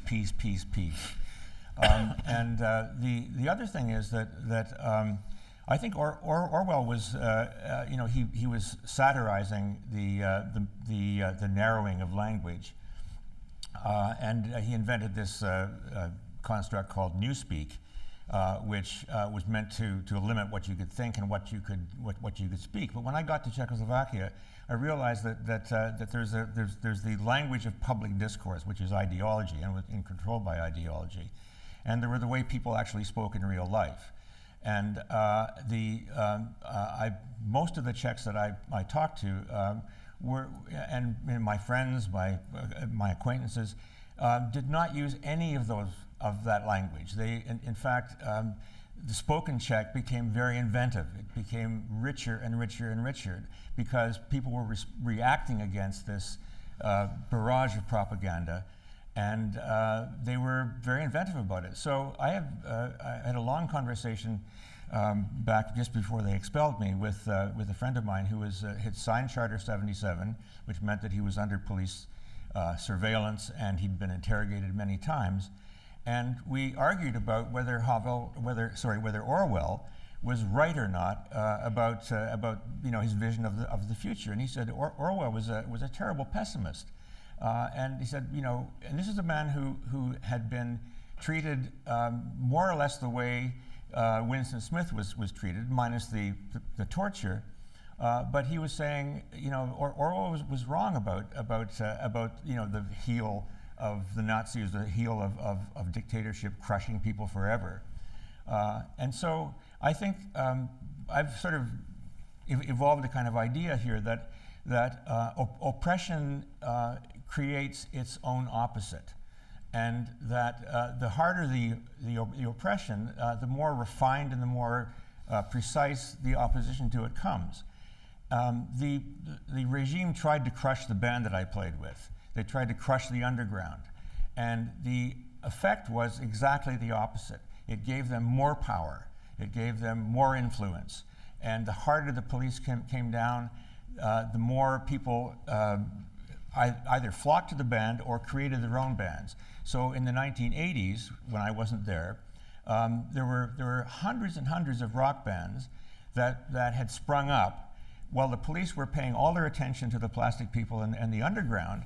This other, you know, rock scene developed, and it was, you know, it was not just the Plastic People that brought down the regime. It was the regime that actually created its own opposition, you know, and fostered it, unbeknownst to itself. So. Right. There obviously won't be enough time to talk about Havel's place in detail, but let me bring up at least two. Michael Žantovský mentioned one of them, the Garden Party. Written before the Garden Party, I believe, is in Czech it's called Vyrozumění. The English translation is the memorandum. No, it's after, actually. After, yes. Okay. No, he wrote it first, but produced it later. And precision is everything. Yes. And so the memorandum takes place in a bureaucratic office, in an office which starts implementing a new bureaucratic language, a made-up language, let's say. Though it inevitably references the communist era of the times, I'm sure at least the humor of the play won't be lost on anyone who ever worked for a corporation and received an email from an HR department. Let's say it's really widely entertaining. But more seriously, to me, when I read it these days, that play says something to me about a system or an environment where the individual's only goal really is to go with the masses or the ideology, to follow the ideology and the rules, even if you don't understand them. In this case, it's the language at the core of the play. Where eventually you rid yourself of any identity. That's the mechanism of the play. If we take the Zahradní slavnost garden party that Michal Žantovský mentioned, that again, that's a man actually using language to gain power, to rise in the ranks. If I'm not mistaken, Michael, at the end of the play, he talks about himself, Hugo, in the third person. It's a complete loss of identity manifested, as just you could imagine. When we look at Havel's plays and Havel's use of language these days, Michael, for example, or Martin. Yeah, well, especially the early plays are all about language, and the memorandum Vyrozumění is a play about language that is an artificial language and that's been invented to remove the unpredictability from communication between people, so that everybody knows what everything means, except you don't have a permission to learn the artificial language TDP until you had your memorandum, and because the memorandum is written in TDP, so until you've learned the language, you cannot read your memorandum. Catch-22 situation. That's the catch-22. But you know, I was intrigued by what Tim said about the link between language and freedom and improbability, because Havel was very consistent in thinking about this, and he had a theoretical model. Actually, his brother, as we know, Ivan, was a mathematician and a physicist, and the model for Havel was the second law of thermodynamics. You know, the whole of universe tends towards entropy, and entropy is the state with the most probability, where everything is the same and there's no distinction between elements of the state. Whereas for Havel, freedom was a rebellion against entropy. It was and it was largely achieved through language as a means to reach the least likely, the most individual, and the most interesting, if I may, state of affairs. And in another play, the increased difficulty for concentration, which is not as well known because he wrote it in 1968 and other things took over when he premiered it, is there are lengthy passages about entropy and how to fight it. So, yeah. Can I say something? There's another aspect to Havel's plays that is very important, I think, and that is that it created a community. I mean, the community of the people who went to see the plays, like you and your friends. There were, I don't know how many hundreds, how many maybe thousands that went to see them. They all had the same experience of seeing a play that kind of laid bare or made fun of the state that they were living in. And I don't think it's any accident that you went to that play and you ended up as Havel's spokesman. I mean, there's a kind of a continuity there of community that grew and grew and grew, even in the 1970s. You know, when things were really tough. there was a very strong sense that more and more people were kind of joining the what Havel called the secret life of society, and that's a really good slogan, I think, from his letter to Dr. Husak. He felt that this sort of veneer of peace and calm that normalization had created was really not what was happening, and that underneath there was what he called the secret life of society was burbling up and would eventually burst through, and it did. If I may, let me bring in one more idea into the debate. The Havel's use of phrases. This is something that seems very distinctive to me in the early plays, for example. But also in Havel's final play called Leaving, which describes a politician leaving power. It's a chancellor who's exiting politics.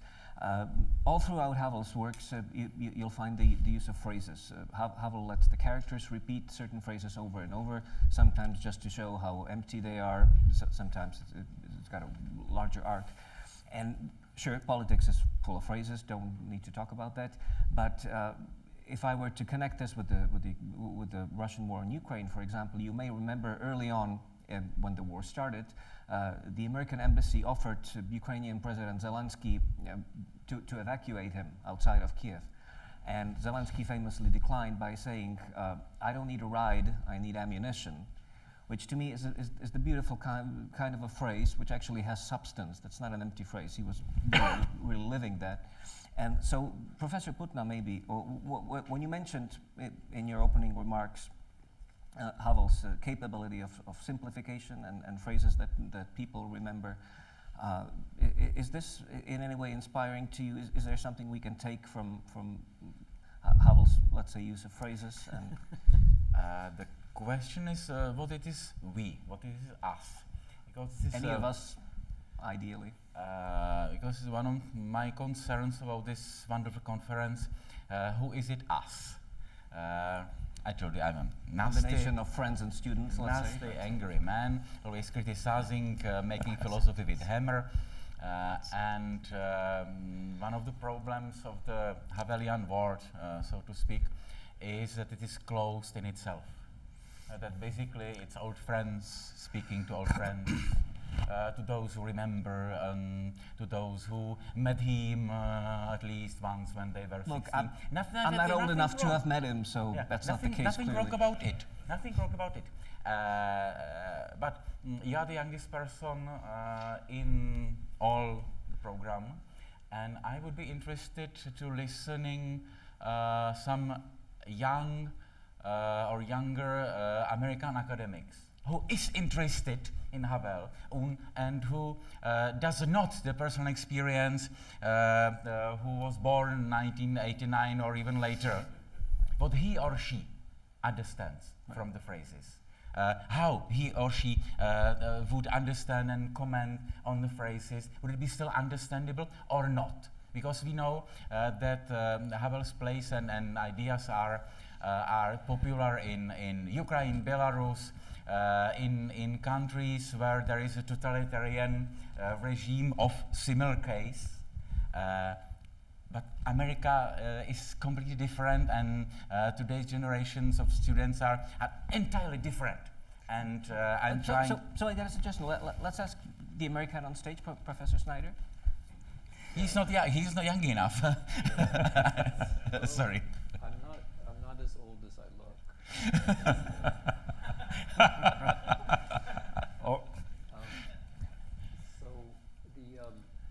I think that's very, in a way it goes to the essence of some of the things we're talking about, because it really does depend upon us and how we use those phrases and where we direct them. One of our colleagues at Yale, somewhat maliciously on Twitter, I think, said something to the effect that, at Yale, all the undergraduates know who Václav Havel is. And that was a reference to Professor Sueur and her class on the history of ideas, which is regarded by Yale students as the best class at Yale. I mean, if you take the student ratings, and is one of the major classes at Yale. And so they all do know something about Havel. All of these children do know something about Havel. But that's because Marci Short chooses to teach him in this larger, in the context of a larger class about the history of ideas in which there's phenomenology and there's patočka, and Havel pops up and they read Power of the Powerless, and they have actually not exactly the context that you mentioned, but they have a certain context in which to understand Havel, and by the time they get to Havel, the things that he's saying make a certain kind of sense. So I think it's really up to us. I mean, I'm trying to write a book about freedom now, in which Havel figures, and I'm using Havel, I think, in a slightly unpredictable way. I do not belong to the group of people who knew Havel or was old enough to know Havel. I talked to him once or twice, but I mean, I was in 1989. I was myself a student, so I'm not part of this. I'm not part of this closed circle. And in Belarus and Russia and Ukraine, I mean, it's actually not so self-evident. It's interesting, I think, that Havel could be relevant, but you sort of have to make the point. So, I mean, I'm sort of cheating now, but I did actually talk to Zelensky about Havel 2 weeks ago. And I'm sorry, since this is a language panel, that was in Ukrainian? It was in Ukrainian. Yeah, which is not President Zelensky's original language, we might. Well, this is okay, but it's not my original language either. But you speak them all, so. Yeah. No, I mean, I'm gonna say with all due modesty, his Ukrainian is actually much better than mine. I mean, I think I was putting him at ease. But he, so it was somewhere in between where we talked about Havel, and he said, "Oh yes, Havel," right? It wasn't at the top of his mind, but he did know about Havel. And so, speaking of phrases, and you know, so we talked about not the ammunition in the ride, but we talked about a moment which I think is actually even more important than that. The moment where Zelensky, it's the second or third night of the war, and the Russians are claiming that he's fled because, of course, that's the predictable thing. That's what anybody would do. Might makes right. Of course, he has fled. He can't possibly be still in Ukraine or Kiev. And Zelensky comes out with his phone, and he makes a film of himself and his crew, basically his friends who are running the executive branch. And he says, "President tut," you know, and then he just, like, the president is here, and then he puts the camera at everyone else's face, and he says the advisor is here, the head of the parliament is here, the prime minister is here, and that's all that's on the film. President tut, the president's here, that's it, right? And that is living in truth in the Havelian sense, because he's saying something which is true, but in being in a position to say it, he is taking a risk. A clear bodily risk, because he's in Kiev at a moment when the assassins are on the way to kill him, and when the bombs and the missiles are falling on the city. And so it's the living in truth in that. I mean, it's a very simple example, but it's not just that you're describing a world in a way which is accurate, it's that in saying the thing that you're saying, you're taking a certain kind of risk. So I talked to him about this, and I said, you know, that is życia w prawdy, okay, that's Ukrainian for living in truth. And so then he started using the phrase życia w prawdy. And then later in our conversation, he kept saying życia w prawdy. And I will be very surprised if in the future he doesn't use in public the phrase życia w prawdy, right? And so with the phrases, I think it's partly up to us. I mean, I take the point about how, like, there can be circles and it can be closed. But I think Havel, I mean, so it's partly for the reasons that you give, synthesizers tend to be the people who can then push onward, right? So I think it's possible, but I think it's very much open to us and the connections we're able to make. Michael was going to say something. Yeah, well, you know, Havel's ability, like Zelensky's, to coin these lines, these phrases, was uncanny. But, you know, sometimes also a little problematic. By far and large, his most famous line is, "Truth and love must prevail over lies and hatred." You know, it was understandable in the context that he said it during one of the largest demonstrations on the Wenceslas Square on the 10th of December, 1989, and he jotted a few lines of his speech, and then he said, well, you know, at the end, I should say something powerful, shouldn't I? So this is what he came up with, but, you know, it's better not to analyze it too deeply, because, you know. I disagree with that. I think that it's a very profound statement. You know, he actually revisited it because it stuck to him like a bad smell, and a lot of people. I mean, there's this. No, because it implies, Paul, that regardless of everything else, love and truth must prevail over lies and hatred, so we don't have to do anything.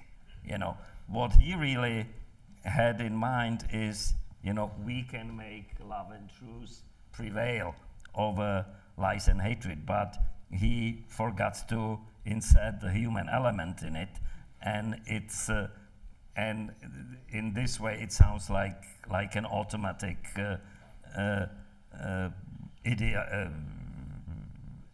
axiom, and it's not. Right. Yeah. But, okay. It depends. There is a musí zvítězit, which Is means it this musí? musí. Yeah? Must. It's must, shall, should, etc., etc. So there are several possible explanations of the. That's the language. Yeah. Listen, before we take questions from the audience, let me throw one last thing into the debate. Coming from a different generation, I don't know, obviously I'm neither a philosopher nor a literary critic.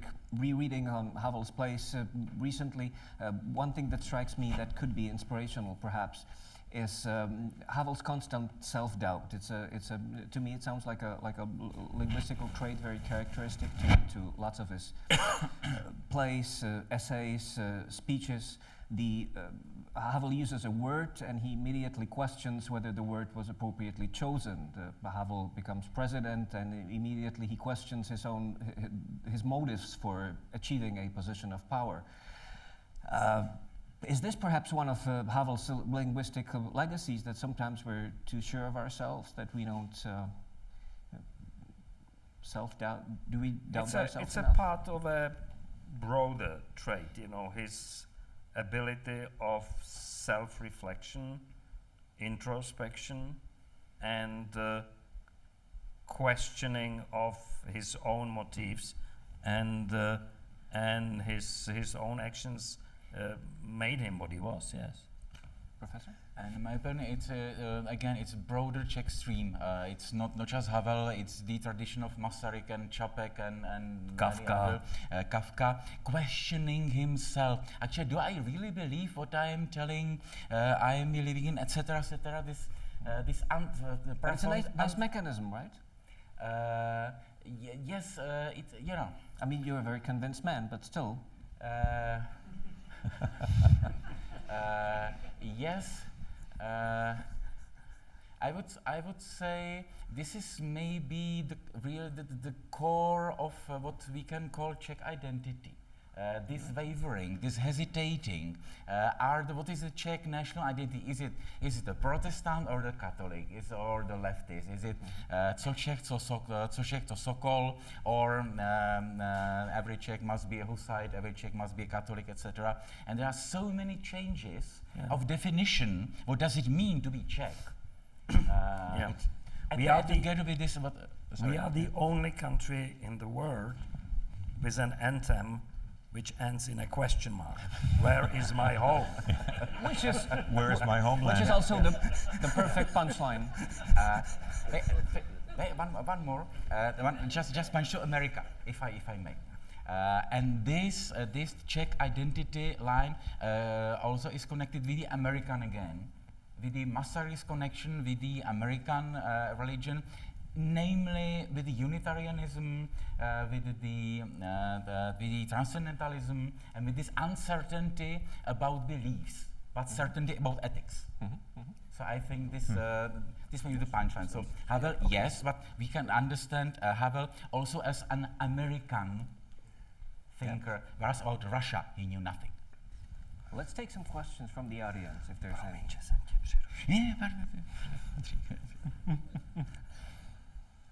So, do we have any questions? Yes. If we could ask for Miss. just so you know, this is Wendy Lours asking. Joseph Papp at the Public Theater obviously understood what Havel was trying to express and was the person who put him on the stage in the United States. Yes. But I think, and this is Martina, partially for you, I think, the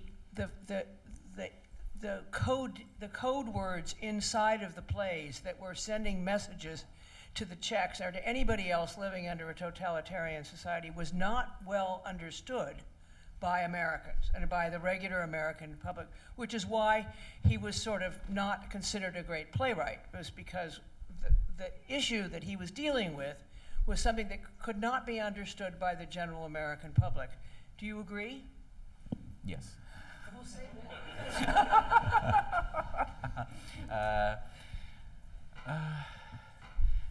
Yes, I think it depends very much on the Czech context or on the totalitarian context. If you live in a country which has so dominant tradition of freedom of speech, etc., you are missing something. It's not your fault. It's just a different context. And again, talking back about who is it us and about the young generation, etc. I'm quite often talking about Havel and about the dissident movement with my students. And they are, most of them, very critical, saying, okay, we understand that in that context, against the communist regime, okay, it was necessary, but they were missing, Havel and his generation, they were missing something. They completely omitted the social question, saying that all socialism in general is wrong. And so today I have a message for my students for Professor Snyder. When I told them that I am going to talk together with you, they said, please, because they definitely read you, and please tell to him. I just quote my students that we the leftist students are not the enemies. We hate Trump and Putin as much as you do. We are just different. That's what I'm not commenting on it. It's just message from my students to you. You can deal with it. I'd say young people are socially minded, always have been. It'd be hard to find young conservatives, right? Okay, just one from an old man. One comment on Havel's reception abroad. I realized that his reception in America was somewhat limited to New York and intellectuals, but that was not the case in Europe. In Europe, he was widely produced and played, and Kenneth Tynan, an authority on European theater in 1967, declared him the greatest living European playwright, and that was before he was dissident, before he was president. That was purely on the merits of his writing. So. Yes, but this is because of the context of French and British theater at the time. I've got an idea. Let's do another question. From sorry. Good. I shut my mouth. We will sort it out. We've got time for two more. So yes, please. Oh, sorry. Hi, my name is Maria. I'm a student at Colby College. I'm sure some of you may have seen the pictures of lines that formed on the Russian-Georgian border, like recently, of Russians fleeing the draft.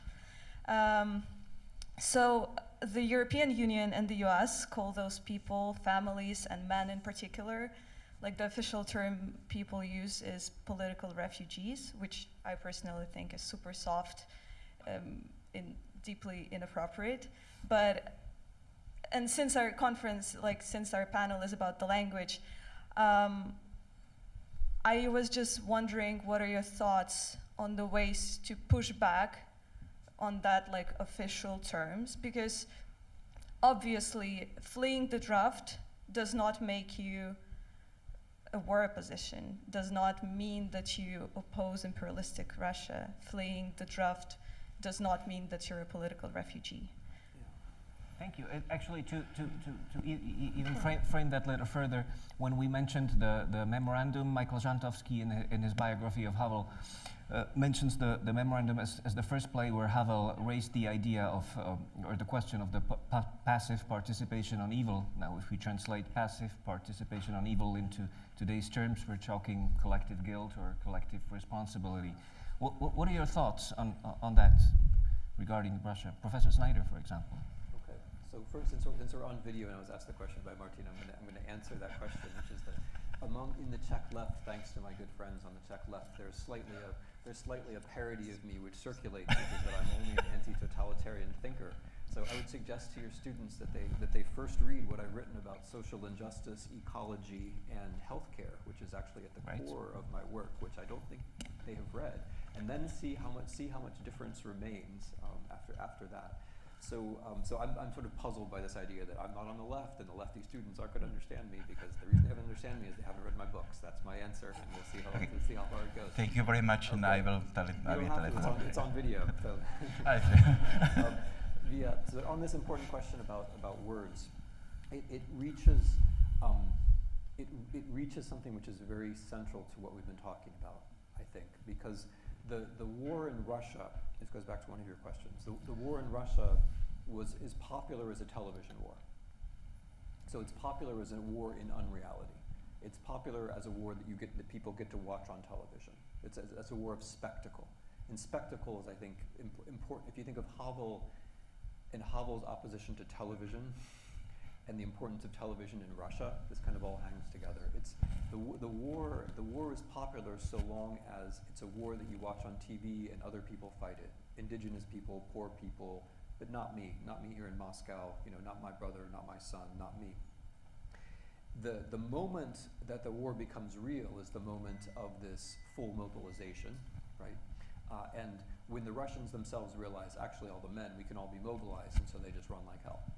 And that is a chance for them, that's a chance to confront the reality of their own political system, as I understand it. And so I would see these people as apolitical immigrants who should be returning as political participants, something like that.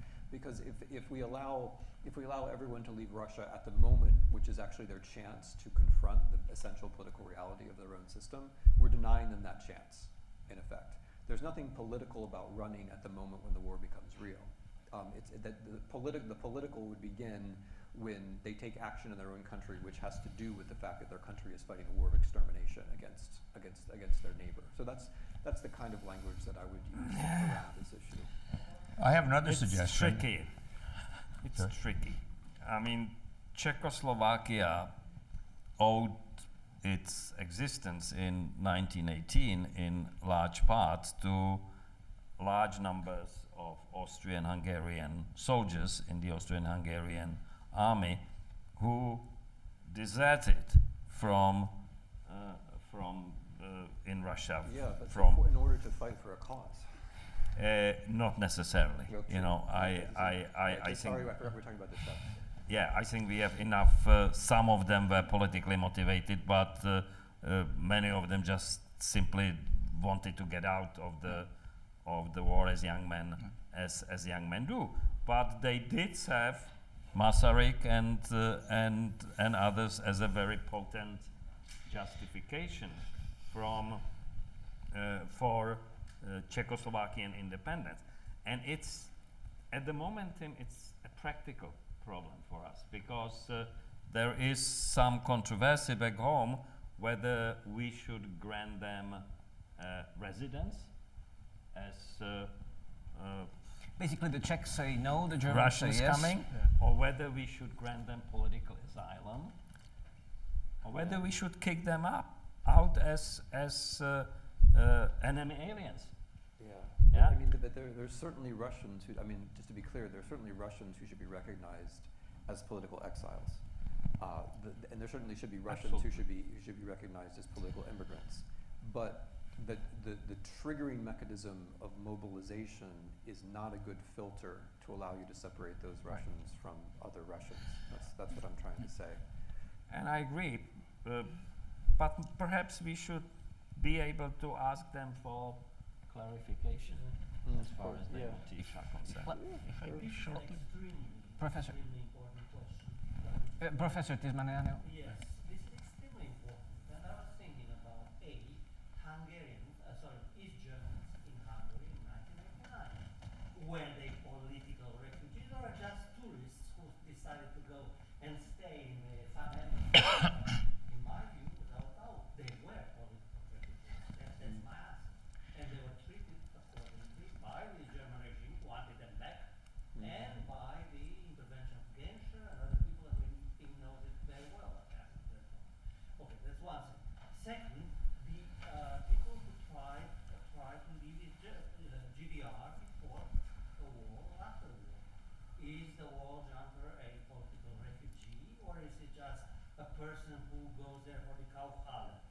No, he's a political refugee. My answer is very clear. And they should be treated like political refugees. They are basically conscientious objectors in a country that does not recognize conscientious objection. The East German, the problem, peace and human rights, as we know from the East German experience of peace movement, peace and human rights cannot be separated. These people, by asserting their human right, not to serve in Putin's army, which is an imperialist fascist army, they are already making the statement that the greengrocer makes at the moment he doesn't put the F sign in the window. Okay? So they are saying no, and that's the beginning of something. So I think the West has to deal with it. I think this is we refugees. I mean, we didn't ask Hannah Arendt to go back to Germany and organize a resistance movement there. Right, but we didn't. Or we didn't ask Walter Benjamin. But Vladimir, the power of the greengrocer was not that he left Czechoslovakia. I mean, the essay doesn't end with the greengrocer leaving Czechoslovakia. The essay, so if you're right, I mean, these are things that are happening right now, and you could be entirely right, and I can be entirely wrong. But it seems to me that if you're right, and this is the moment that they're hanging a sign, then let them live with the consequences of hanging a sign. Because the moment they leave for the West, it doesn't matter that they've hung a sign. It doesn't matter at all. If they go back to, if they stay in Russia, if there are hundreds of thousands of Russians who have hung a sign and stay in Russia, I think that matters for the future of the world. If there are hundreds of thousands of Russians that hang a sign and go to Germany, I think that matters not at all. I think they add nothing. I'm sorry. Okay, I want to answer the question directly, and I agree that it's not an appropriate phrase. I think the more appropriate phrase would be draft dodger, and maybe the reason why we're not using it is because it brings up memories of the Vietnam War, and when Canada welcomed thousands and thousands of young men coming, fleeing the United States and making a new life in Canada, and so I think that would be a better phrase than refugees. A better word, actually. At the risk of depriving you of lunch, let's do one more question, please. Yes. Yes. So, my question is, what do you think the chances are of some sort of legitimate sort of uprising or upheaval occurring in Russia? Because, currently, or I don't know, within the next few months? Because I think if you look at Russian history, right before there was some sort of revolution or regime change, Russia suffered some sort of humiliating military defeat. So before the Bolshevik Revolution, it was World War I, right? And I guess before the Soviet Union collapsed, it was the war in Afghanistan. And so I'm wondering, what do you think the chances of that happening are? Professor Snyder? So the challenge to a good panelist would be to hook this back to the theme of the crisis of language, which is going to take some work. I appreciate the historical references, and one could add to them, of course, the partial democratization of the Russian Empire after defeat with Japan, which is a good analogy because that was another war which they thought they were fighting against an inferior people and would be over very quickly, or an analogy which is good, or at least appealing for obvious reasons, is the Crimean War, right? After they lost in Crimea in the 1850s, that began the period of the great reforms of the 1860s.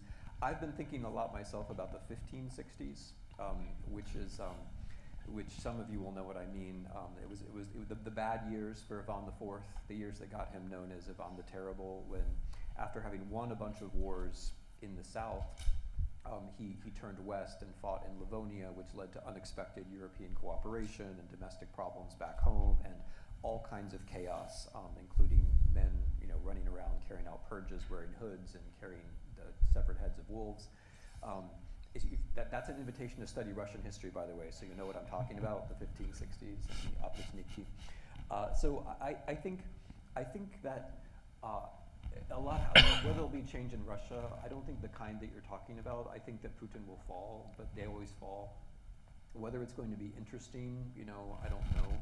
I think this is a good moment, maybe this is a point we could agree on. I think this is a good moment to be very careful with how we describe what's happening in Russia. I think we have to be very conceptually clear about what kind of regime this is and what kind of a ruler Putin is, because that might help to limit our expectations about what could happen next. There might be reform, but there won't be reform with the current crew because, to use a phrase which comes from 1968, there's been a lot of negative selection of the people who are at the top, right? And there's been a lot of negative selection in general in Russia. That a lot of this goes to Vlad's point and to the question as well. A lot of the people that one would want to give asylum to have already left, or and the people who are still joining the army now have been negatively selected for in a lot of different ways. So yes, I think there will be change in Russia. In the short term, I think there will be change, but that change is going to have to do with a fragmentation at the top of a regime. Putin, going back to Shakespeare, Putin has played, he's just been a classical tyrant in all of this. Like the Plato's analysis of tyranny will get you, I'm sorry, now I'm being conservative, I'm not talking about healthcare. Plato's analysis of tyranny will get you very far in understanding Putin.